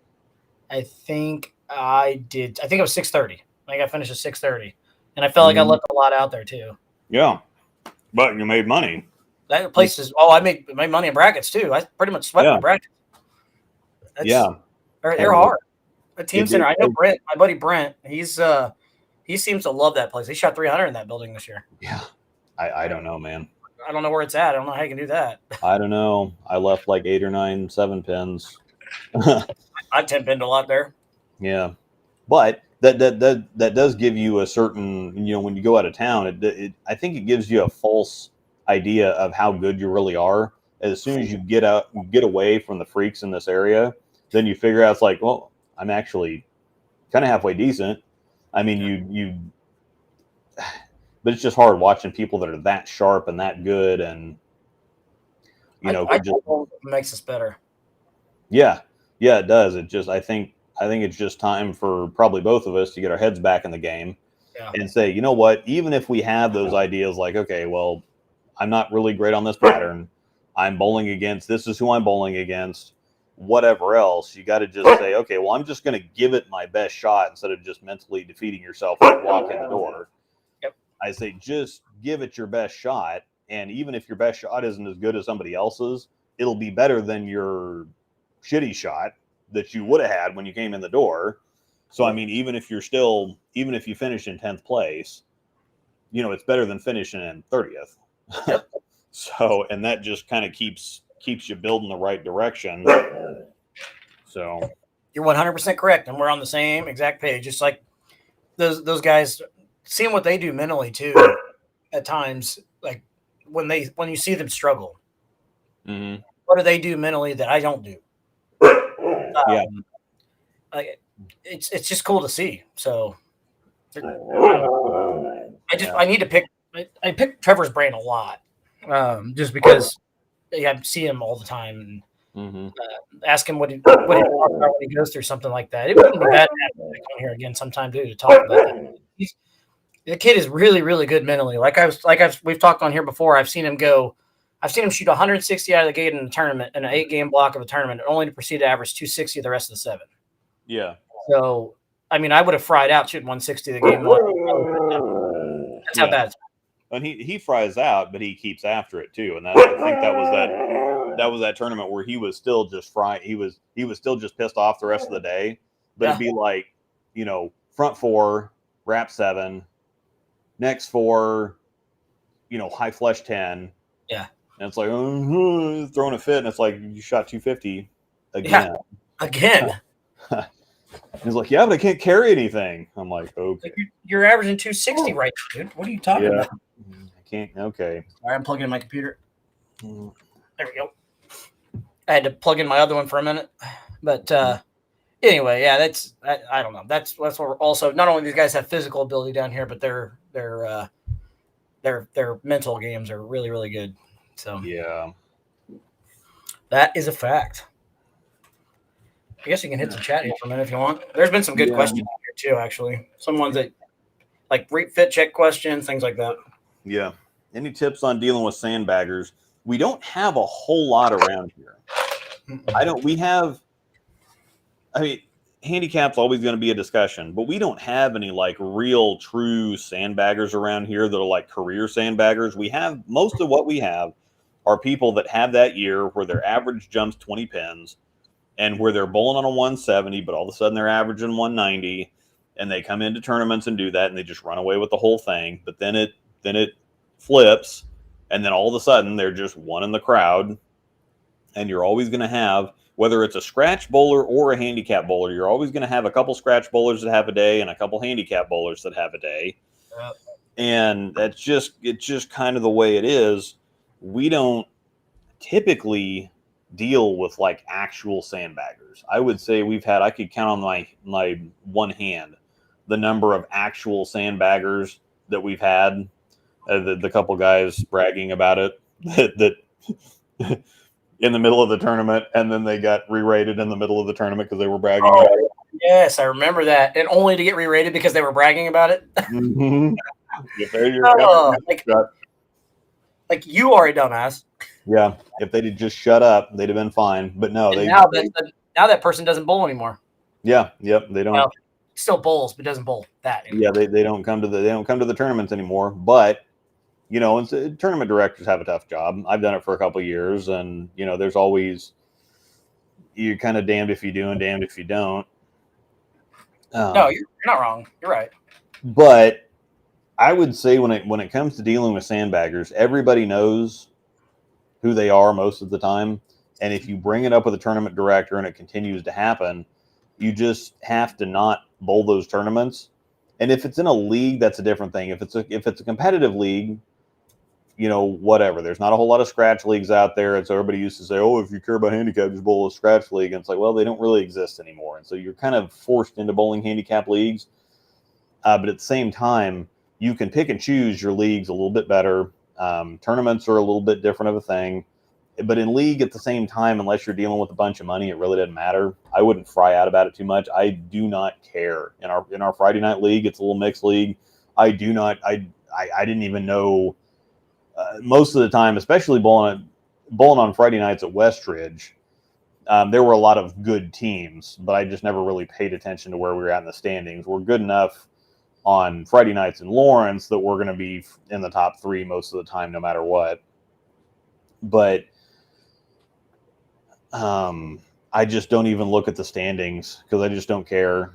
You're just there for reps, keeping fresh, bowling with people, whatever else. And unless if there's money on the line and it's important, then yeah, you raise. And I see stuff on Facebook all the time where people complaining about this person or that person or whatever else. You just have to remove yourself from the situation instead of continually getting yourself into a situation that you know has the potential to make you pissed off more often than not. Sometimes you just got to say, well, I just can't bowl that then. I can't bowl this league or I can't bowl this tournament because this kind of stuff happens all the time. So you just have to, voice yourself to the tournament directors, to somebody who can actually do something about it, to the league, to the people that are up in the league or to the people that are up in the tournament. And, it's more on you. Yeah, it shouldn't be happening. But if you continue to go bowl and, there's going to be sandbaggers there, that's on you. Sorry. Agreed. Excuse me. Agreed. Yep. I agree. There was another one. There's a couple good questions in here. I think Kendall actually asked something about fit too, about, I think it was how often should you check your fit? I think. Yeah, I just actually made an adjustment, a smaller adjustment, but I made an adjustment to mine. But how often do you think you should change your fit? People's hands change. And so at minimum once every 2 years. That's kind of the recommendation. I haven't changed my fit in a long time. But I don't feel like I need to. If I'm not bowling in pain, I'm not changing anything. Mm-hmm. That's just it's been my outlook. I mean, it probably would benefit me to take a look at it and do something different. But I mean, you're my PSO, so you tell me. Yeah. Yeah, I think you need to check it every couple of years, if nothing else. And it's not going to change a whole bunch, but yeah, like mine was just I took a 16th off my span and kind of changed how I did my fingers a little bit. My fingers have gotten a little bit bigger over the last couple of years, and so I'm still using the same size grip. I just had been beveling out the finger hole, the outer hole a little bit more, but that's kind of adding like false reverse because I'm beveling out so much. It feels good, but I'm not quite catching it at the bottom. And so what I did is I went up a size in grips, and I'm not beveling so much, and so that gives me a little bit more edge on the hole. It makes the pitch a little bit truer. And so I dropped a 16th on the span. I fiddled with my grips a little bit, and so now I'm back in good shape. And it doesn't have to be a big change, but if the ball's not coming off your hand that great, and I think that contributed to some of my issues here over the last year or so, because now everything feels a whole lot better. I'm getting out of the ball clean. I'm catching at the bottom, and so that's making my ball reaction look better. And so I'm not feeling like I have to force it as much, and so I'm being easier with it at the bottom, and it's kind of a snowball effect. Yeah, agreed. Yeah. What if you clean your equipment after a session? Would you still need a detox after 60 games? I would think that it would still be a ball reaction thing. Yeah, I clean my stuff after every game or after every session. So yeah, I don't clean my stuff after every session. It depends on in what kind of shape it's in. Angel's a lot more religious with it. I am going to get I do need to talk to Russ about that. I am going to get a detox. Are you really? Mm-hmm. Just to have here, because there's a lot of stuff that I don't want to. I want to get out of the habit of just when I throw something 50 or 60 games and start slowing down, just drilling something new. Yeah. Because most of the time, if you just, again, put it on the machine for 5 minutes to freshen the cover up and then suck the oil out of it, you're back and ready to go. And so yeah, I get that. That'd be a good little tool to have there. Because even if you do have some stash balls or whatever else or backups, you don't want to chew through the backups super fast. No. There's no reason to, when you can just do a little maintenance and be right back on track with a ball that you already know is great. Sometimes I've drilled a replacement for something and it doesn't end up being as good as the first one I had was, and then it's like, oh well, okay, well I guess that didn't work.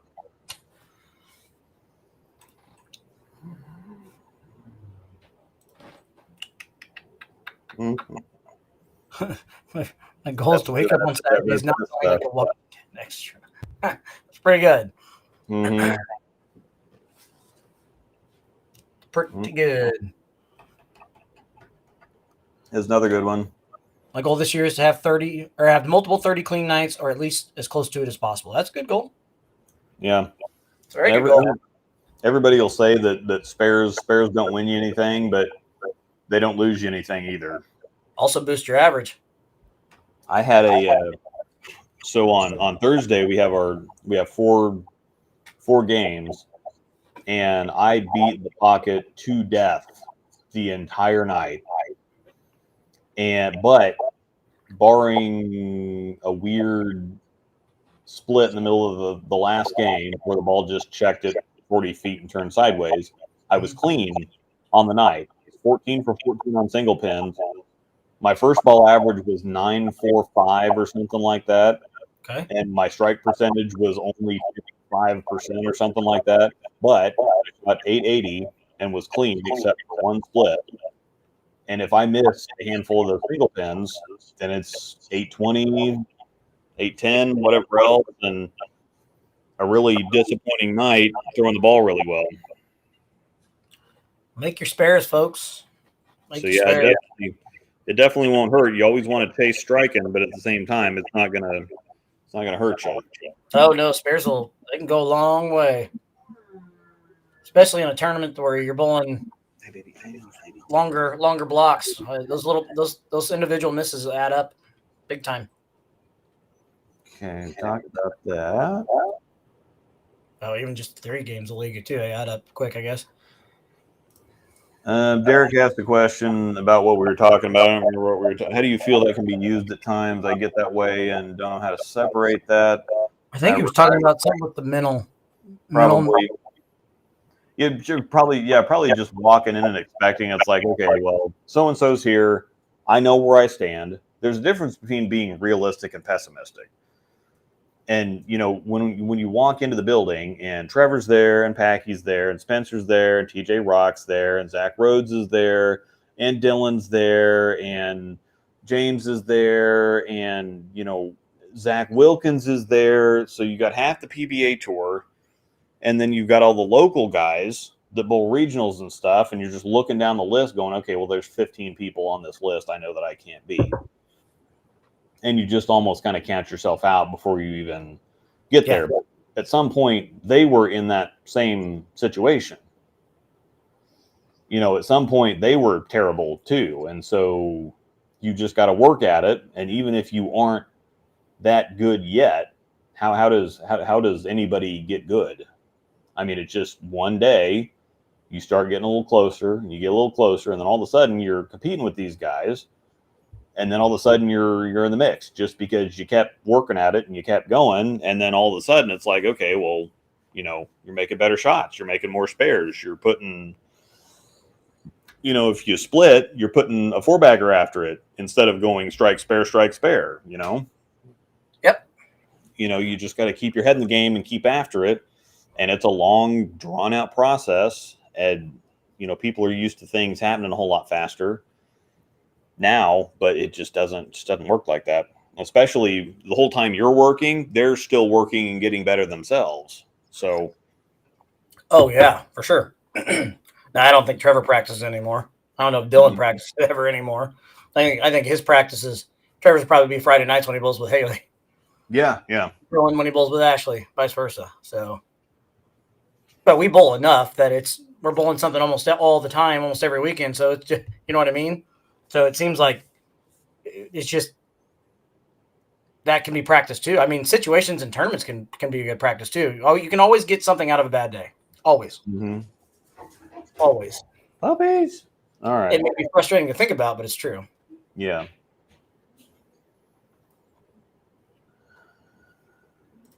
Yep.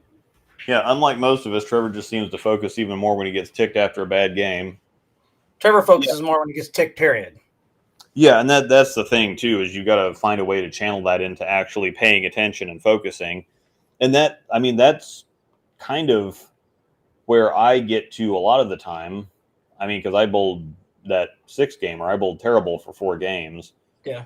I didn't bowl bad the first game, but then, I couldn't carry anything. And the second game was just strike spare. I almost shot a Dutch 200 that second game.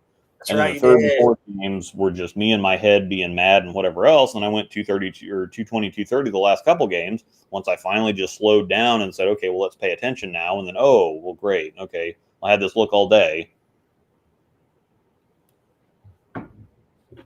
And I can actually say that because the look on the left side doesn't change. It's kind of funny when I watch righties, struggle through the first couple games, and then there's some transition. All of a sudden, they got some friction, and then they're like, "God, if I would have just been doing this at the start of the day," it's like, well, you were, but the lanes weren't the same as they were the back. Yeah. They weren't the same the first 4 games as they were the back 4 games. Where on the left side, it's literally there all day long, barring some weird this end of the house versus this end of the house and some lane-to-lane topography or whatever else. Generally, once you find a look that's decent, it's there.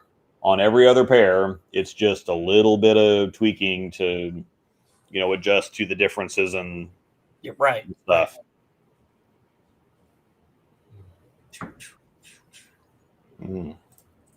What are your perfect league beverages? Ooh. I'm Guess I've never really thought about it. I'm going to get myself in trouble, but I'm going to say it anyway. What is it? Tina makes fun of me all the time because she's like, it's just all black everything.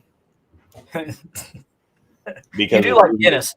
You drink a lot of Guinness. Yeah, and so when I'm drinking at the bowling alley, they have Crown on special on Friday nights, so it's Crown Black because it's all Crown. It doesn't matter what kind of Crown it is, so it's Crown Black on Fridays. I like Johnny Walker Black because I like Scotch. If it's not that, it's Guinness, and if it's not that, it's Modelo Negro. Yeah. So, and Angel being blessed in the way she's blessed.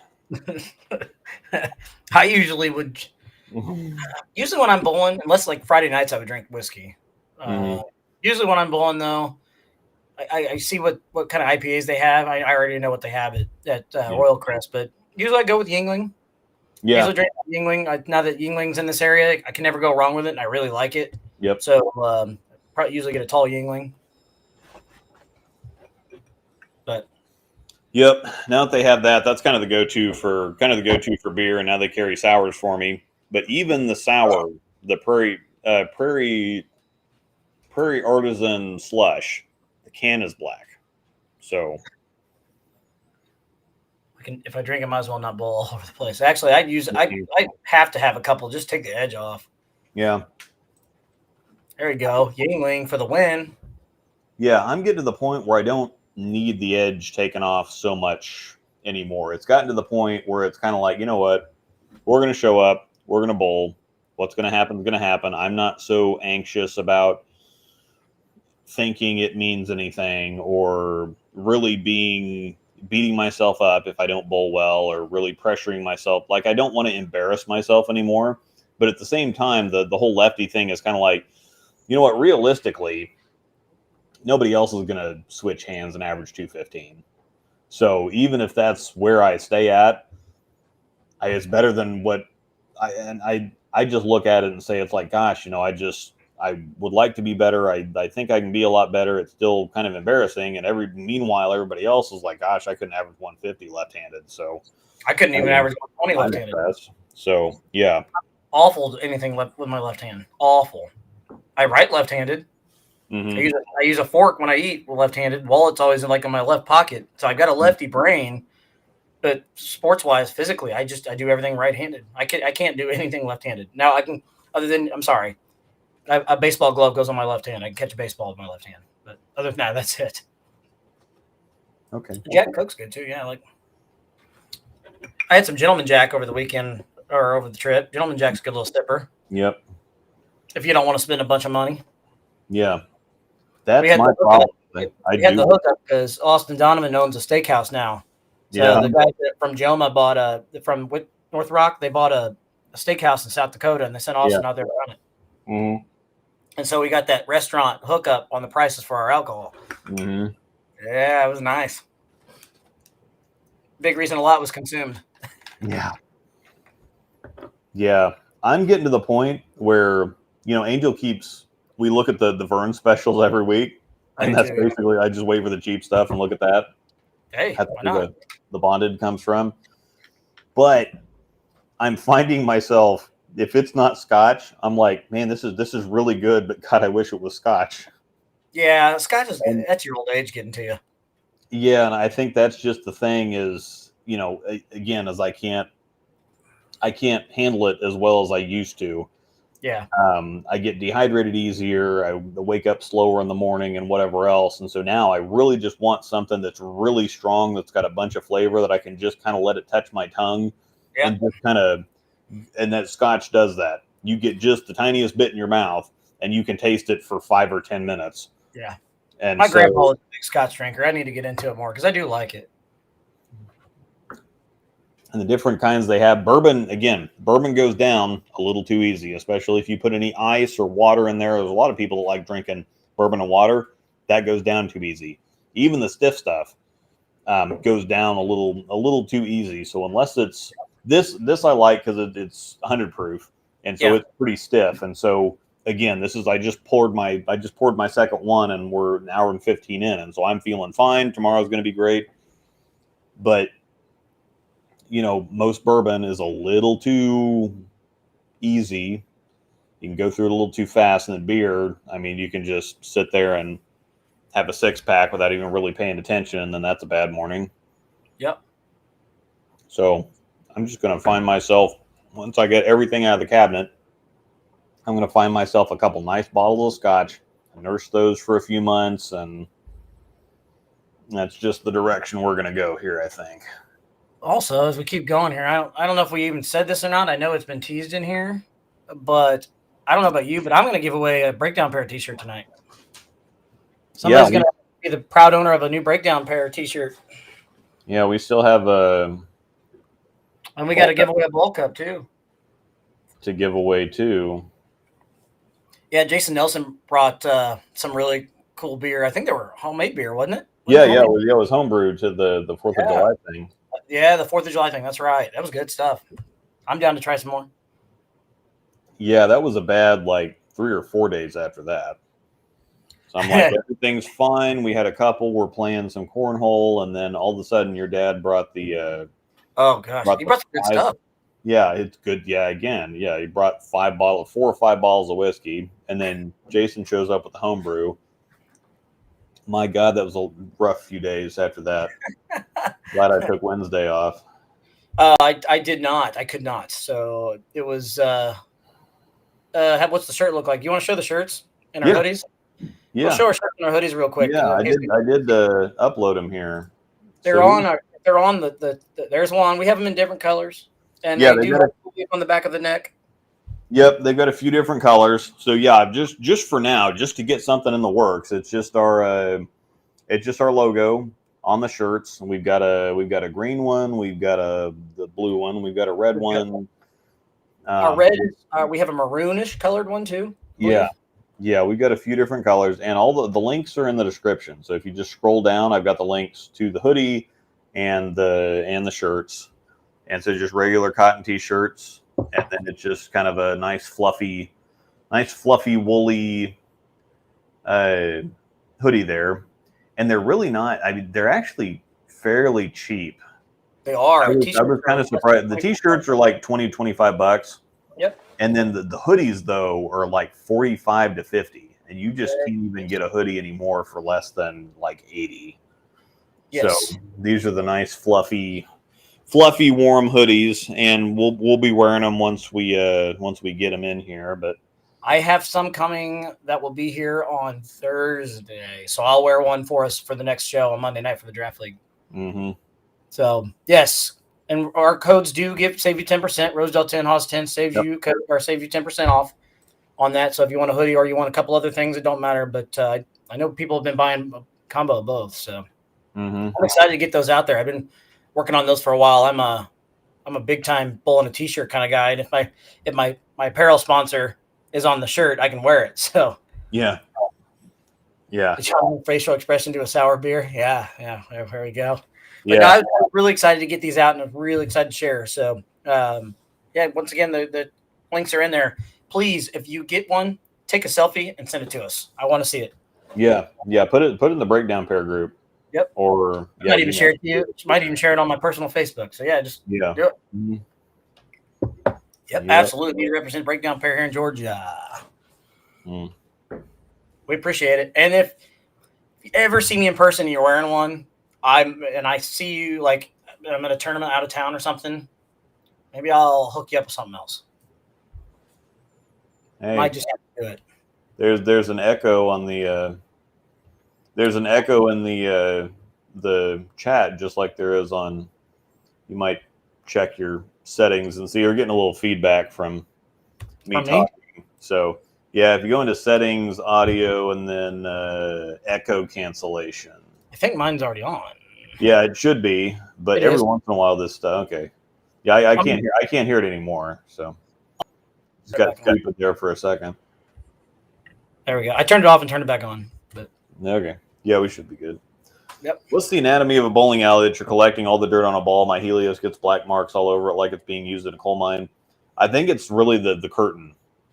I think the pit curtain, it gets dirty, and if they're not cleaned, then yeah, it'll hit the back of the curtain and get smudges all over it. And a heavy duty chamois, like I found that the new storm chamois, like the round ones, the round ones with the rubber backs, you can just put a little bit of elbow grease into those and get them right off. Genesis makes fantastic chamois too, by the way. They have the leather backs, the baseball sport ones, but they've got a couple of new ones that look really good.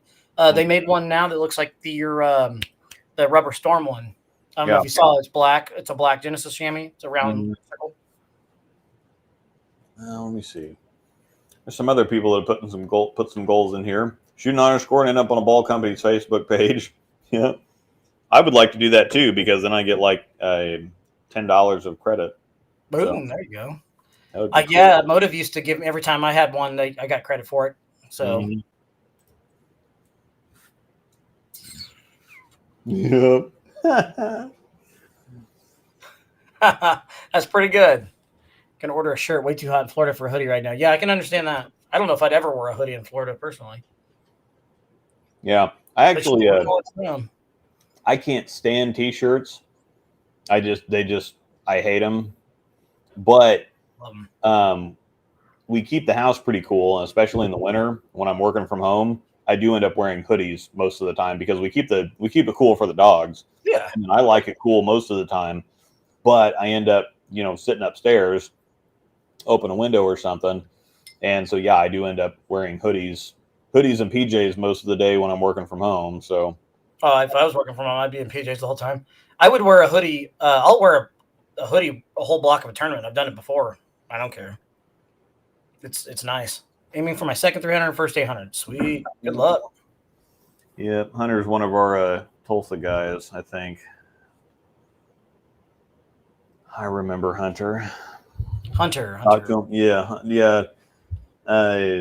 one of the lefties from Tulsa, and there was a couple of them that we talked to a little bit last year. So. Oh, I do remember. We talked in the last couple of years, really. I mean, that's right. I think he came up to see us right before we bowled singles and doubles. Yep. Remember that. I want to throw my first honor score this year. Well, you know what? This is the year for you, Brittany. You're going to do it right here. Leave Brittany alone. It's going to happen this year. Yeah. Must be pretty cool bowling against those guys. Packy and Spencer are exactly what you think they're like. Yeah.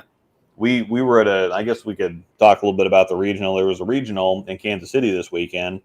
And again, so Packy was there. Frankie won. Francois was there. Nathan Bohr was there. Zach Wilkins was there. I'd have to pull up the list. There's a lot more people than that there. Brad was there. He snuck into the top 12 and made the got 240 the last game. He was a couple spots out. He was 50 sticks out of the cut and made it into the cut the last game, shoot 240. Baby. So Bradley was there. Bradley Lee. There's two squads. Bradley Jean, actually. Yeah. But yeah, those guys, and that's kind of our normal. Brent Bowers bowled really well, but saw that. Brent's filthy. Brent's one of and he walked in there with some striped polo on that said Brent Bowers, Hutchinson, Kansas, and like old stitch on, like he took the shirt somewhere and had it embroidered, like it was a 20-year-old shirt from back in his youth days or whatever. And he had those the glasses, the cord or whatever. Yep. he's just one of those guys that he has to walk in looking like a goofball because that's part of his shtick. He looked like he was, walking into pot bowl somebody 20 years ago and trying to fake out like he's he's just the whatever. I'm looking to bowl some people with his embroidered shirt on and the glasses thing and whatever else. Just doing what Brent does, and he proceeds to mow the field over. I got so many Brent Bauer stories. He went to Vegas in youth with Amanda and with the Shivelbines and us a couple times and stayed with us. Yeah. We flew out to Vegas to bowl the main event. If you never bowled that as a youth bowler, and it's still going, I believe. Yeah. It's that tournament's amazing. Brad Miller won once. And he'll still tell you to this day. He's got 4 regional titles now. And he'll tell you to this day that tournament's still his favorite to win. Oh yeah. It's amazing. It's huge. I'm talking like 400 bowlers. Go bowl this thing on Christmas in Vegas. It's badass. Let me pull up this so I want to read and the funny thing is that it wasn't a whole lot different from what our regular sweepers look like. So Southwest region, more info, tournament scores, full standings. Okay. Francois, Nick Pate, Zach Wilkins, Nathan Bohr, Dio Bernard. He's kind of an up and comer. Packy, Brad Miller, Brent Bowers, Ildemar Ruiz, Boog, Maria Jose Rodriguez, Chris Keltzow, CJ Petrin, Alex Sorge, TJ Rock, Nate Purchase. That he bowled Spencer for the PBA Youth National Championship a year or two ago. Zach Rhodes was there. Alex George, Tim Curran, Anthony Lavery Spar, Braden Longernecker, and that's Brent Boho. So that's most of the names that you should know. So there's like 12 of them right there. Yeah. And then there was plenty of them, the area guys that we would all know here. So there's another 20, 30 area guys. It's like, I wouldn't want to bowl against them either. And that's what it looks like at most. Frankie has shown up for some of our tournaments. It's been a while since he's been down. Jack Wilkins shows up to just about all of them because he lives in the area. Austin Bowles there all the time. Packy's there all the time. Brad's there most of the time. He hasn't bowled a whole lot of them here recently, but because he's living in St. Louis now. Yeah, Brad and Kyle make it out here for probably about half of them. Spencer's here all the time. TJ Rock, and those guys were in Peru or whatever, bowling the Junior USA. Yeah. And so Spencer would have been here. Ryan Barnes would have been here. So it's just all these names are there all the time. And so you can get kind of a false kind of sense of, thinking that you're a whole lot worse than you actually are when you have these super high caliber bowlers that are bowling on Junior Team USA, Team USA, or like last year when Swiss Trios, we were a few teams down because there was like 12 people that normally bowled that were bowling the PBA league. Yeah. So you get a really false sense of how good or how bad you actually are based on the competition that we have. Yeah. That was also the COVID year too. So like when it was right after we got to come back to go to COVID, that was when the PBA league happened. And so they weren't full, but that will never happen again. The tournament will always be full. It's like it's booked up now. Mm-hmm. But we don't get to bowl. Should you always use tape? Effing Trevor. Should you always use tape in your thumb for feel? Not necessarily. I think a lot of people do use tape to go back and forth. Myself, I only use 2 pieces of black tape on the back. And it's just because I don't have a perfect, if I go down a bit size, it's a little too small. If I go up a bit size, it's a little too big. So I just a couple pieces of black on the back, and it's just more not for feel. It's more for just making the thumb hole tightness for dialing that in. I like 2 in the front. I use the turbo orange tape. I do personally like my thumb holes a little bigger to use it. So. Yep. I think we were talking about the good stuff. We were talking about scotch, I think. Yeah, we were talking about scotch and all things black. God.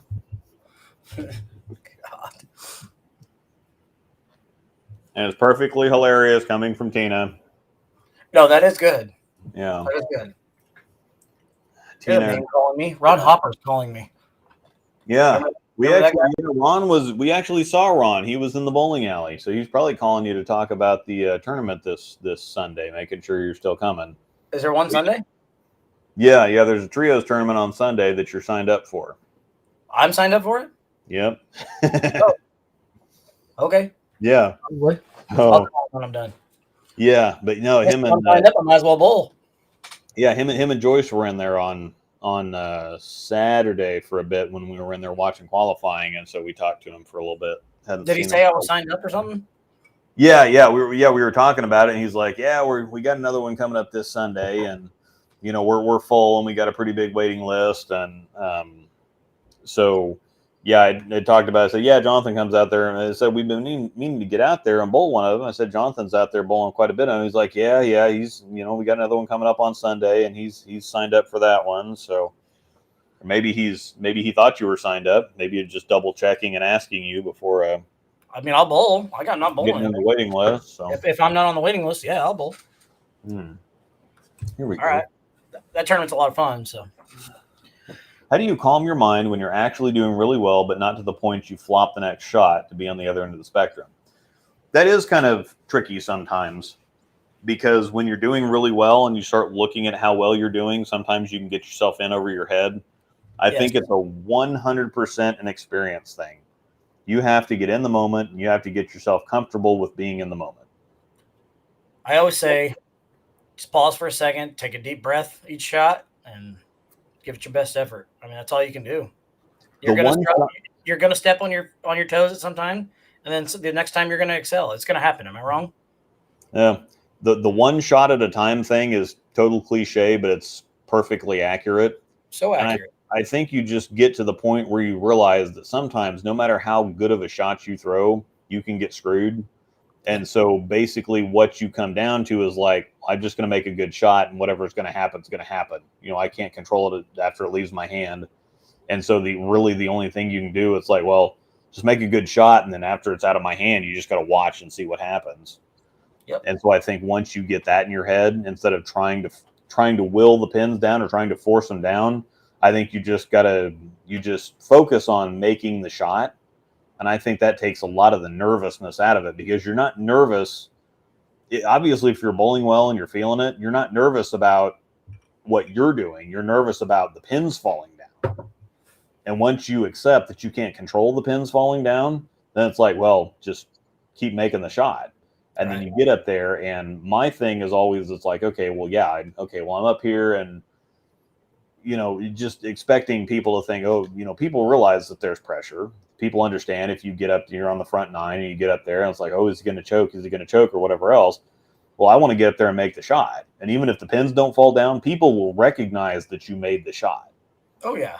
So even though you think, oh, gosh, I messed up. I shot 299, or the last ball didn't strike, and so I did something wrong. It's like, you may not have done anything wrong. You may have just gotten a wrap 10 or a drive-by 9 or some 4-pin or some kind of weird something. And most of the time, people behind you will recognize it's like, oh yeah, you made the shot, and you just got screwed. And so just because the score doesn't cooperate all the time doesn't mean that you didn't do your part. And so I think that you have to disassociate yourself from the score a little bit and just, make the shot. Make the shot. Looking ahead is always one of the hardest to not do. Mm-hmm. And the funniest thing, too, is that at the regional, if you spend more time watching qualifying of the pro events, Boog, for example. Booger. He made the top 12. Or no, he didn't quite make the top 12, but he cruised into the cut line. Well, Austin Bolts, this is the most interesting one. Austin's qualifying was 220, 230, 130, 170, 270, 230, 240, 240. or something So like that. So he went minus 100 for 2 games and ended up like plus 80 or plus 100 on the day and cruised in there, and he just barely missed the stepladder. He actually went into the top 12 in the top 4, and Nathan Bohr beat him out. But Austin finished 5th in the tournament that had 2 squads, 110, 115 bowlers, shooting 150 or 130 and 170 in qualifying. That's a ridiculous day. Yeah. So it doesn't matter how good you are. Boog did the same thing. He went 240, 140, 220, 230, 220, whatever else. Just because you have a bad game, you get a bad pair, stuff goes crazy. You have one of those games that's like, this can't be happening to me because literally everything goes wrong. And then when you do make good shots, they don't fall down. You get terrible luck even when you do like make a split and the pin, you shooting a 210 and you make it, but the 2 goes right around the 10 or some kind of nonsense like that. Or when you shoot it a 4-9 and you shoot it so good that the 4 goes in front of the 9 and doesn't get it. It's kind of like, Did Boog throw a purple hammer? Just curious on that pattern. I saw he had one in the bag. He threw it for a little bit, but he ended up playing 5th arrow with a power torque. Throwing a power torque, yeah. Or the new Rhino. The Rhino. It's a power torque. Yeah, it's a power torque. But yeah, the Teal Rhino, he was playing 5th arrow with the Teal Rhino. I saw him practicing throwing the purple hammer on 45 feet. I'm like, Boog. Nick, there was a lot of them throwing the purple hammer. Nick Pate threw it a lot of the time. I know that Boog threw it for a little while. Packy threw his for a little while. But yeah, that ball is freaky. And of course, everybody had it at like 360. Which one? The torque, or I'm sorry, not the torque. The Rhino. The Rhino. The purple hammer. Oh, the purple hammer. So everybody had those at like 360, 500. Oh, reading the turns and walking right in. So yeah, there was a lot of people throwing purples that did really well with them. Nick Brown, what's up? Oh, Nicky. Talking about somebody that's put a lot of effort into their game and's gotten a lot better here in the last couple of years. It looks good. Nick Brown's game looks Nicky's good. very quietly gotten pretty solid. I've been watching his Instagram for a while, and he used to kind of grab it a couple of years ago, and now he's getting out of it really solid. He's getting his hand more behind it, getting firmer with it. Rev rate's gone up. It looks really good. Really, really good right now. Some of the videos I've seen here lately, it looks really good. Yeah. And I agree, Nick. Boog is going to win a big one next year. I thought he was winning Wichita personally. Mm-hmm. Best advice getting over a slump. Yeah, well, I've been in a slump for 2 years now, so can't get out of it so much that I'm not even sold on Bowling League this season. It's all here. It really is. Yeah, it really is. And that's the sad thing, is that you get mentally clustered. And that's what happened to me righty for a while too, is that I just got into my head trying to fix things that weren't broken. I remember when I came out of youth leagues, I was just going up, up, up. And then I decided that I didn't throw it pretty enough or something to bowl in adult leagues. And so then all of a sudden I did that, and it was just awful for a few years. And then I screwed my shoulder up, and then it was just terrible after that. And honestly, who cares what you look like when you throw, as long as you score?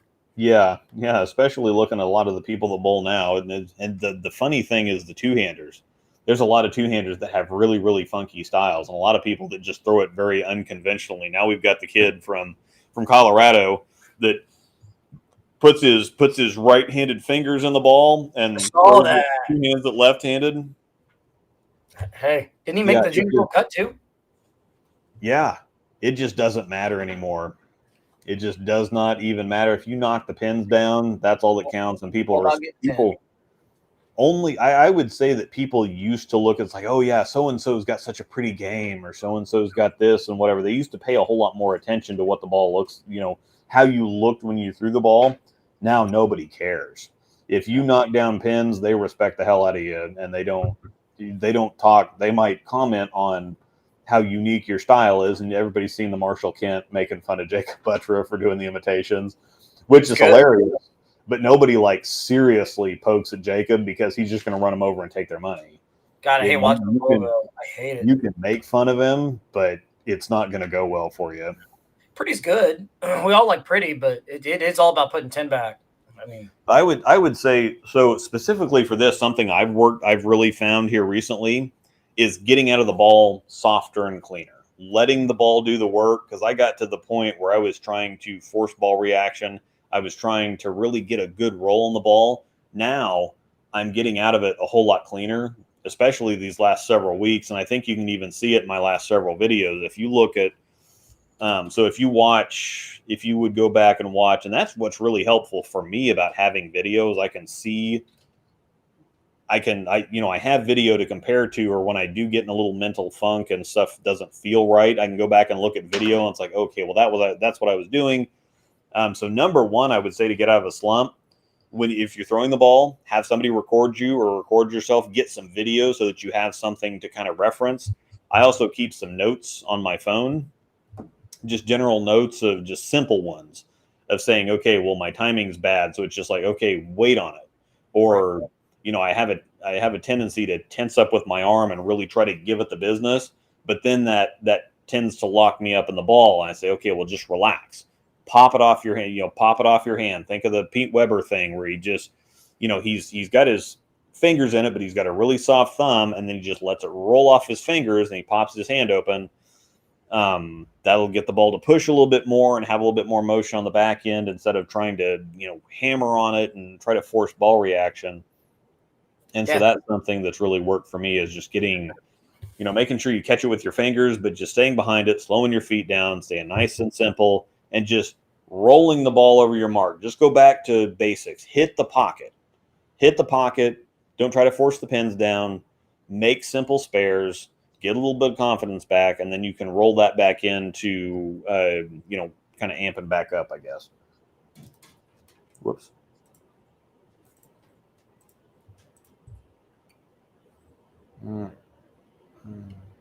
There's some more in there.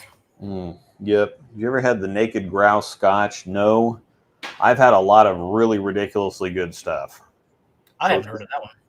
I have not heard of that one, but it's going to take a lot to impress me. I like the super peaty, woody. I like Lafroig. I had the Nick Offerman Lagavulin, which was ridiculous. I like Aberlour, Port Askeg, Peat Monster, that crazy stuff. And that's what I always tell people. Like, if it tastes like you're smoking a cigar and chewing on a stick and drinking whiskey at the same time, while you're smoking, or while you're running the smoker, that's where it's at. That is where it's at. I need to top off again here. Amanda brought me down an ice ball cup, so help me out. Yep. Oh, absolutely. I love seeing the people when we're out and about and they come up and talk to us. It's always cool to meet everybody. Oh, yeah. I had a couple people at the regional that came up and said something, and so that's we're nobody special. And believe me, if you come up, we will be thrilled if you come up and say, hey, we like the show.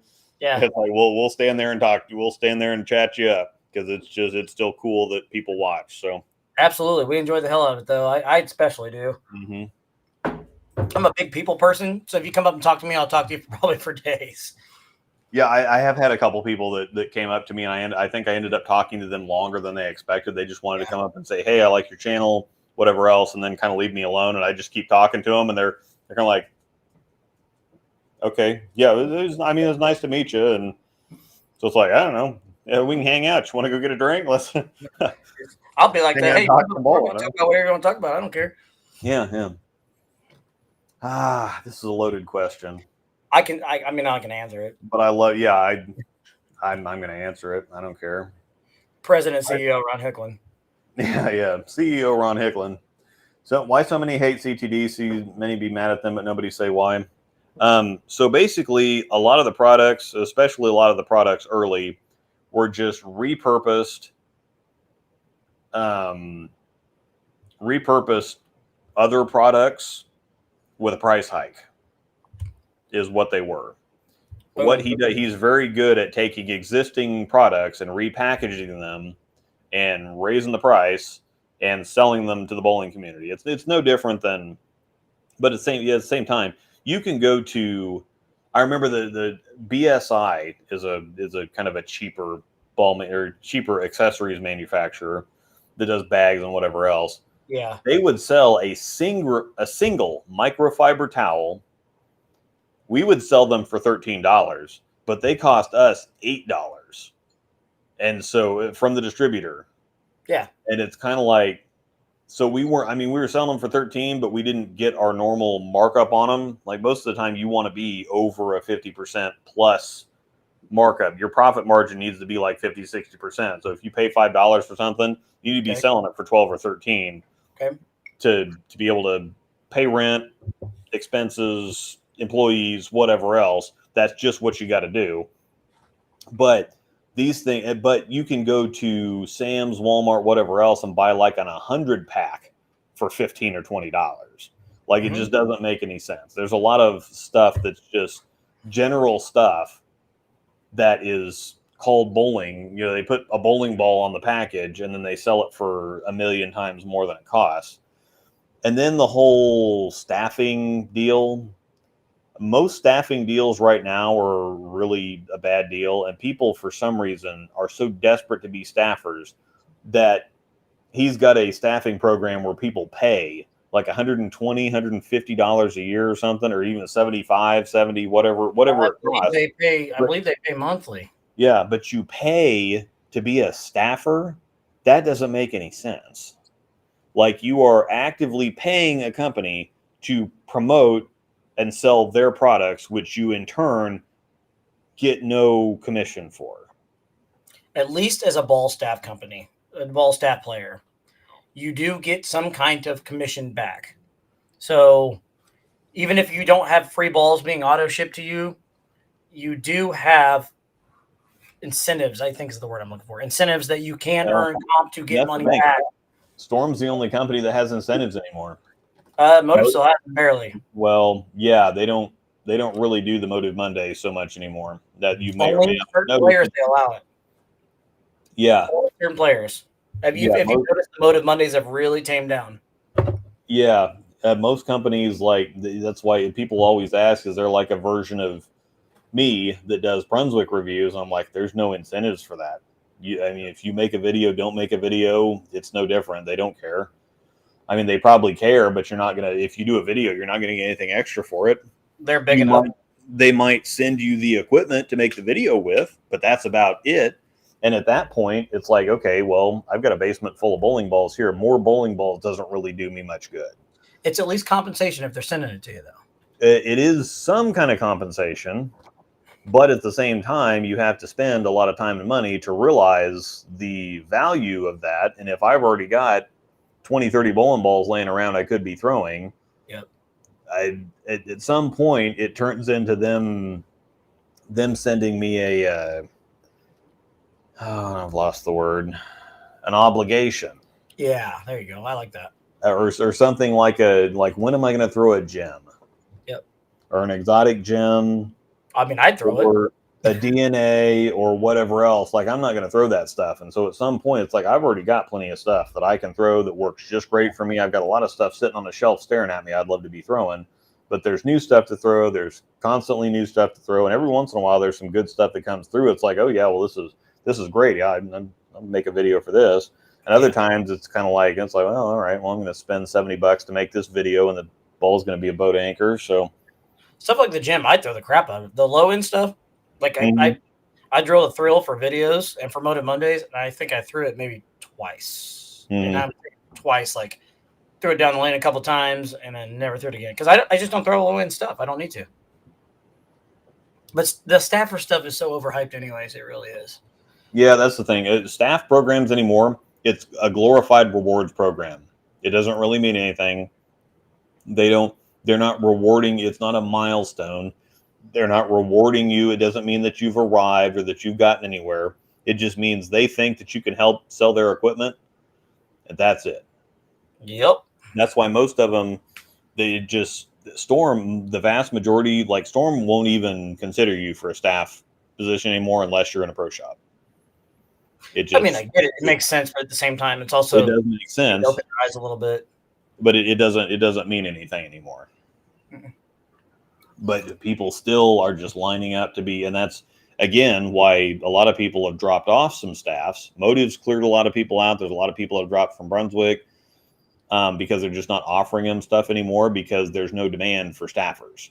Nope. There's surplus. There's more people lined up to be a staffer than there is a need for one. When they're turning people away, then it's kind of like, well, we don't really need to take care of the staffers or pay any attention to the staffers we do have, because if they leave, we'll just,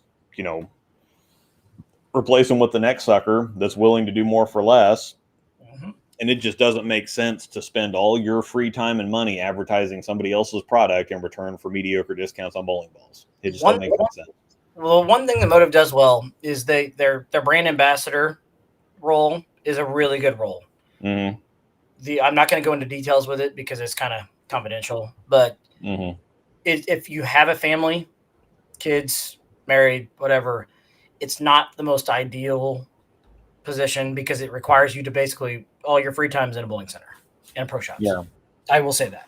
But it is for a company like that to offer that kind of role. It is actually, it's special. It really is.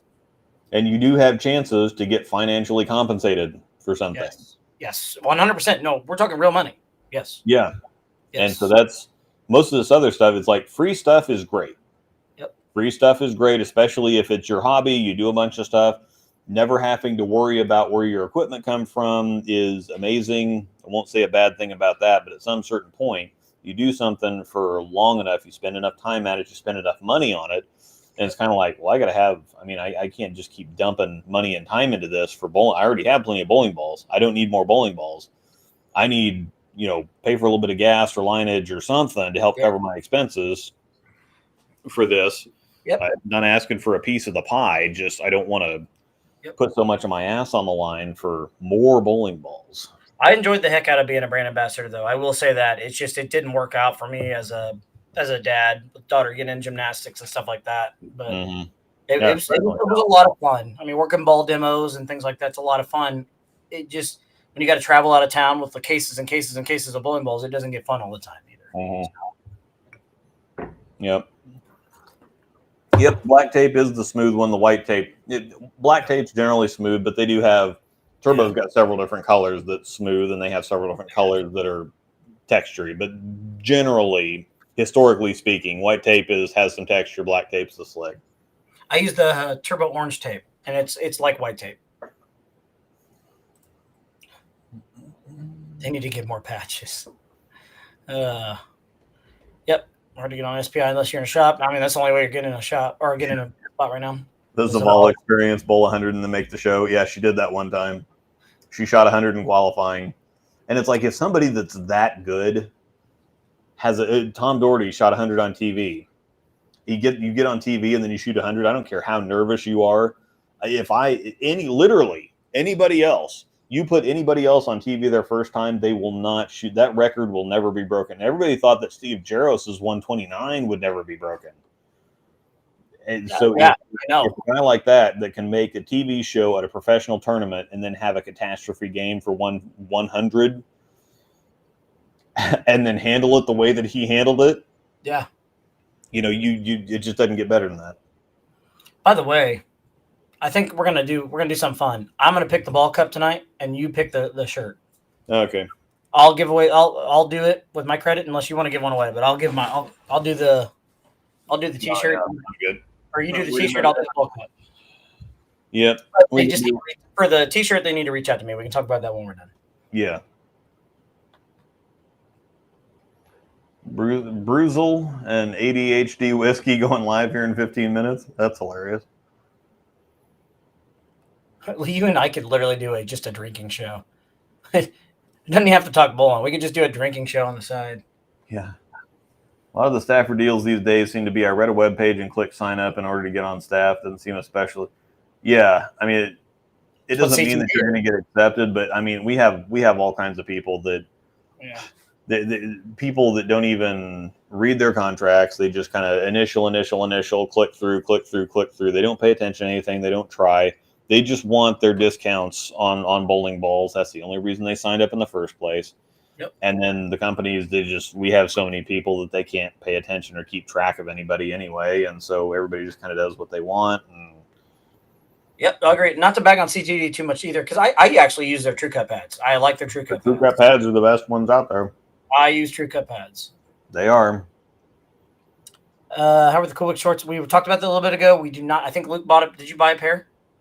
The what? The Cool Wick. Yeah, I bought a pair. I have not. They're not here yet. They're not here yet. So we don't know. Luke has the pants. If they're close to the slacks, they'll be great. I'm sure they are. I wouldn't really recommend the slacks. Of course, they're $100. So I'll plan on that information. What's really cool too about the slacks and the shorts is you can actually put manufacturer logos on them too. They go on your butt, but the Cool Wick logo on the shorts. But on the other side, for like Luke, for example, he can put Storm on his butt cheek, basically. Which not a lot of companies offer that out there. That's pretty cool. Yeah, and they do have different designs, different styles that match. I think they've actually got this is like I can't remember what this is called, but they have the pants that match this, so you can look like Kyle Troop if you want to. Yeah, you look just like Kyle Troop. One thing that Luke and I do love, though, we love being with Cool Wick. Cool Wick takes good care of us, and they allow us to give, like, for example, they did our shirts, and we're going to give one away tonight. So they get right on stuff. They care. They know who you are. Yep. They do business the kind of the old-fashioned way. They understand that people. That people are their greatest asset and resource. And as long as they take care of their people, they're going to be excited and invested to go out there and take care of the customers, wear the equipment. And again, I've always been one where, you just need to have effort, customer service, good quality product, and just do it the old-fashioned way instead of trying to. There's a lot of places that try to skimp and cut corners and work angles and get heavy-handed on the marketing, and then the customer service sucks, the product sucks. It's just like, just like, all you got's a guaranteed piece of shit. And we also have other stuff too. Like I've got a dry fit. Somebody's asking about dry fit. This is a dry fit T-shirt, Nike fit material type dry fit T-shirt. Yeah, and it's great. Yeah, Stretchy. I've bowled in. Luke see me bowl in another color. These are great. I wear the Black Label stuff to work. The Black Label stuff is sexy because it's sharp enough to where you can wear it in a more professional setting, and it's light enough. It's like a golf shirt again, and they're sharp, so you look good. And I literally do wear those to work. There's a lot of people. It's like, well, I'll wear my brands in the bowling alley when I have to, but otherwise I'm wearing normal clothes.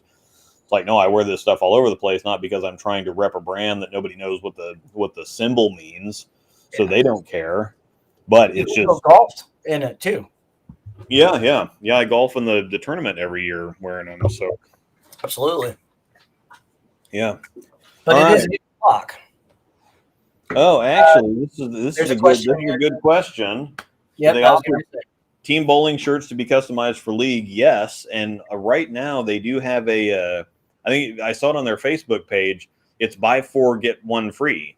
Yep. So if you want to get team bowling shirts, there's some kind of a code that you can enter. It's on Facebook. So if you just find Cool Wick's Facebook page, and it might even be on their homepage too, in the scrolling kind of ad banners or whatever, but they have a buy 4 get 1 free.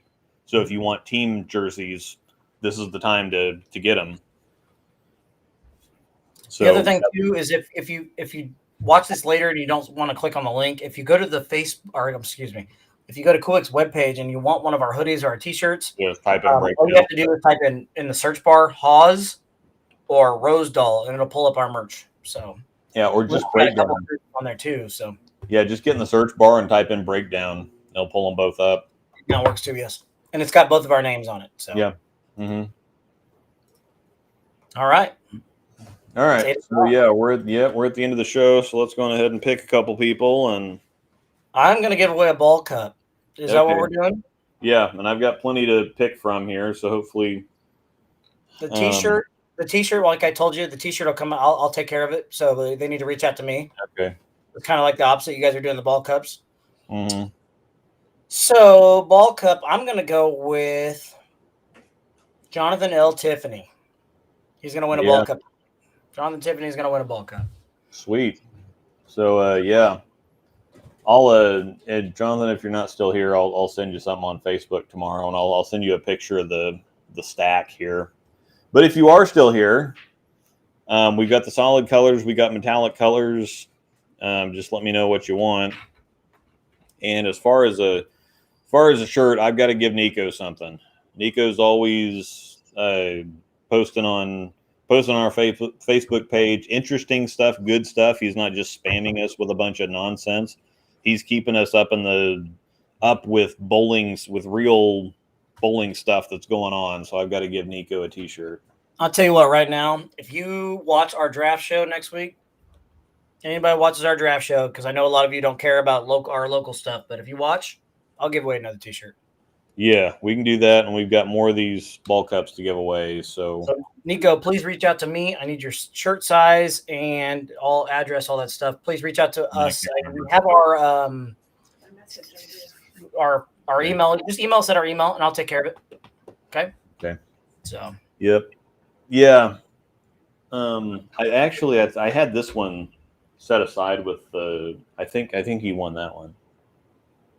Oh, that's one he wanted? Because I think so, because I had that set aside with the card on it. Same time, same place next week? Yes. Yes. So yeah. Well, so the draft is next week. And we did a pre-draft league draft show last year to talk about it. So we figured we'd just go ahead and do one next week, because the draft's next week. We should have the list out by Monday. And so wrap up our predictions from last year, talk about this year, and just kind of do like a pre-draft show. Who's going to go back and actually? Well, I'll go back and I have a week's head. I was thinking about if I'd have thought about it beforehand, I would have done that this week. But I can get in there and we can do the lead in with that. Then we can talk about the draft strategy, and then the following week we'll do the draft recap and whatever else. So it'll be fun. I'm looking forward to it. I know we've had a lot of local requests from it. I know I have, anyways. People seem to watch us, and then they give us crap because we didn't. Yeah. I don't know, Yuri. If you end up on a crappy team again, I don't know. Yuri wasn't on a crappy team, but if you end up on a team that I don't think is going to compete, I wish I could try and get everybody. And we're celebrating Luke's birthday next week too. Forgot about that. Yes, and that will actually be closer to my birthday. I just put that in there because I thought that we were going to do a show this week, and then it was going to be 2 weeks, and mine's next Tuesday, which would have been right in the middle of things. But we got to celebrate Storm's birthday tonight. Storm Dog. All right, yeah, Bucko got a treat. So. Well, yeah, I know, but maybe I can see if we can try and get some people on here to maybe bring in for a couple minutes too during the draft, and maybe we can pick their brains and see what they're thinking. Yeah. Possibly we might be able to get a couple special guests on. Let's see if we can do that as soon as we get the list and see who the captains are going to be. I know James would be on. Yep, I could probably get Johnny Clark. I could probably get Johnny to come on. Mm-hmm. Maybe I could get Trevor to speak on for a minute. Only on Mondays.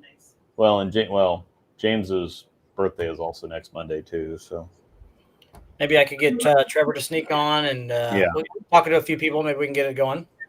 Yeah, I like the Buccos. So yeah, we might be able to get a couple people on. I'm sure we can get Jared Freed on. Yeah, he's not a captain anymore. No, he's not. Nope, he fell out. Jennings got him. So maybe you could bring him on and be like, "Oh, so you stunk last year." Yeah, I could do that. Yeah. Gosh, you were a captain last year, but you're not a captain this year. What happened? I mean, you might be able to get him on to talk about the draft, like how it works, and how we can talk a little bit about that too. But yes, he was my teammate. Though, so I can't kick him while he's down too much. Oh yeah. We can see who we can get. That'll be fun. I look forward to those shows. They're a lot of fun. I'm good with that. So once again, you come watch us. I will give away another breakdown pair T-shirt next week. Big. Hey, Jonathan, Tiffany, which one do you want? Yeah, you're in here. Which one do you want? What's bulk up? If you want to see one, we can put one up there real quick. Yeah, I got this kind of pinkish purple one. Got the kind of black red metallic one here. We've got a couple of kind of graphite metallic ones. The one on the bottom, just do the, because these you can see really well, but do this one on the bottom. The red. Keep going. Oh, the mermaid one. Yeah, because that's two-tone. You can't really see that very well from the side. Yeah. Then this one's two-tone, so it's teal on the bottom and it's kind of purple on top. I like that one. That was cool. So, and then we've got solid pink. That's the lighter colors. Those are the Angela line. Scar's white. Yeah. So I like the lighter colors. I do. Those are pretty cool. These are great ball cups too. I use them all the time. Jonathan, just Tiffany, send me a Facebook message or something. You can also email the breakdown pair. I can stay on Yeah, do that too. Just tell us which color you want. Somehow reach out. So congratulations to Nico. That one. He said that one. The black red metallic one. Oh, that one's cool. Good pick. That's fair. I think he said the black red metallic one looks good. Looks like a Zen color. Zen color. Okay, so he wants the purple and teal one then. So this is the one. Confirm or deny, unicorn. Yep. If you're still with us, that's the one. Yep. Looks like a Zen color. Yeah. All right, that's the one. Good deal. And if it's not, send us something. Congrats, Nico. Congrats, John. I need address either way. So. Yeah. Oh, yeah. We got to get your address, Jonathan. So, Mr. Tiffany, if you will send me a Facebook message with your address, we'll get this sent out to you. You also have a fantastic name. Just gonna say. Mm-hmm. Mm-hmm. And that is not why I picked you. I promise. You actually are. You're pretty active with us. So and here all the time. Love to take care of our peeps that are with us all the time. So God, I mean, you tag us in Facebook all the time, though. So tag me anytime you want. Yes, that's it. Unicorn. That's the one. Yep. Tag us as much as you want. We don't care, unlike some other people. Don't care. Tag them away. So, pig, come on, right. Piggy. Now let's say bye. First Storm Dog, say goodbye. Mistle, come here. All right, do you get all the puppies up here? Not puppies. The puppies say goodbye. By the way, before we sign off too, as you're saying bye to them, I went to New Belgium Brewery in Fort Collins, Colorado this last weekend. Amazing. Uh-oh. Storm Dog. I got me a Fat Tire t-shirt, Luke. Oh, yeah. Did got me a Fat Tire t-shirt. I had a couple of fat tires yesterday. They're good. And when we were there, they had a live band too on top of it. Yeah. So I do also have to say happy anniversary to my wife. Is tonight your anniversary? 15 years yesterday. Oh, yesterday. Okay. Hey, happy anniversary. Yep. We didn't announce it or say anything. I refrained from making a Facebook post. Now that you said that, I'm going to put that on my wall because we have a little we have a little tag that we keep all of our friends' birthdays and anniversaries. So now I know where to put it. We're gonna go do that now. Yep, August 6th. Angel and I, 2008. Come here, Bucko. And happy birthday, buddy! Storm Dog's 5th birthday and 2-year gotcha day. Oh, even better. Yeah, we adopted him on his birthday 2 years ago. Pretty boy. Mm-hmm. You're happy to go. I will be live and in person for the draft show too. Oh yeah, yep.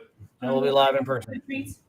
Yep. Yep. Okay. Yeah, you don't like me anymore. So, all right, we're gonna wrap it up. I'm gonna go get some chow before we head to bed, and I'm gonna have a piece of pizza. I think. Yeah, I'm gonna smoke. I was actually gonna smoke a pizza on Friday. Oh, dude, have you ever done it? We ended up getting Lonnie's instead, and so yeah, I'm gonna get a Papa Murphy's pizza, and we're gonna smoke that. Oh, I have not done that yet. I'm jealous. Yep, I think I'm gonna do that on Friday. Good. I'm jealous. You'll like it. It's so good.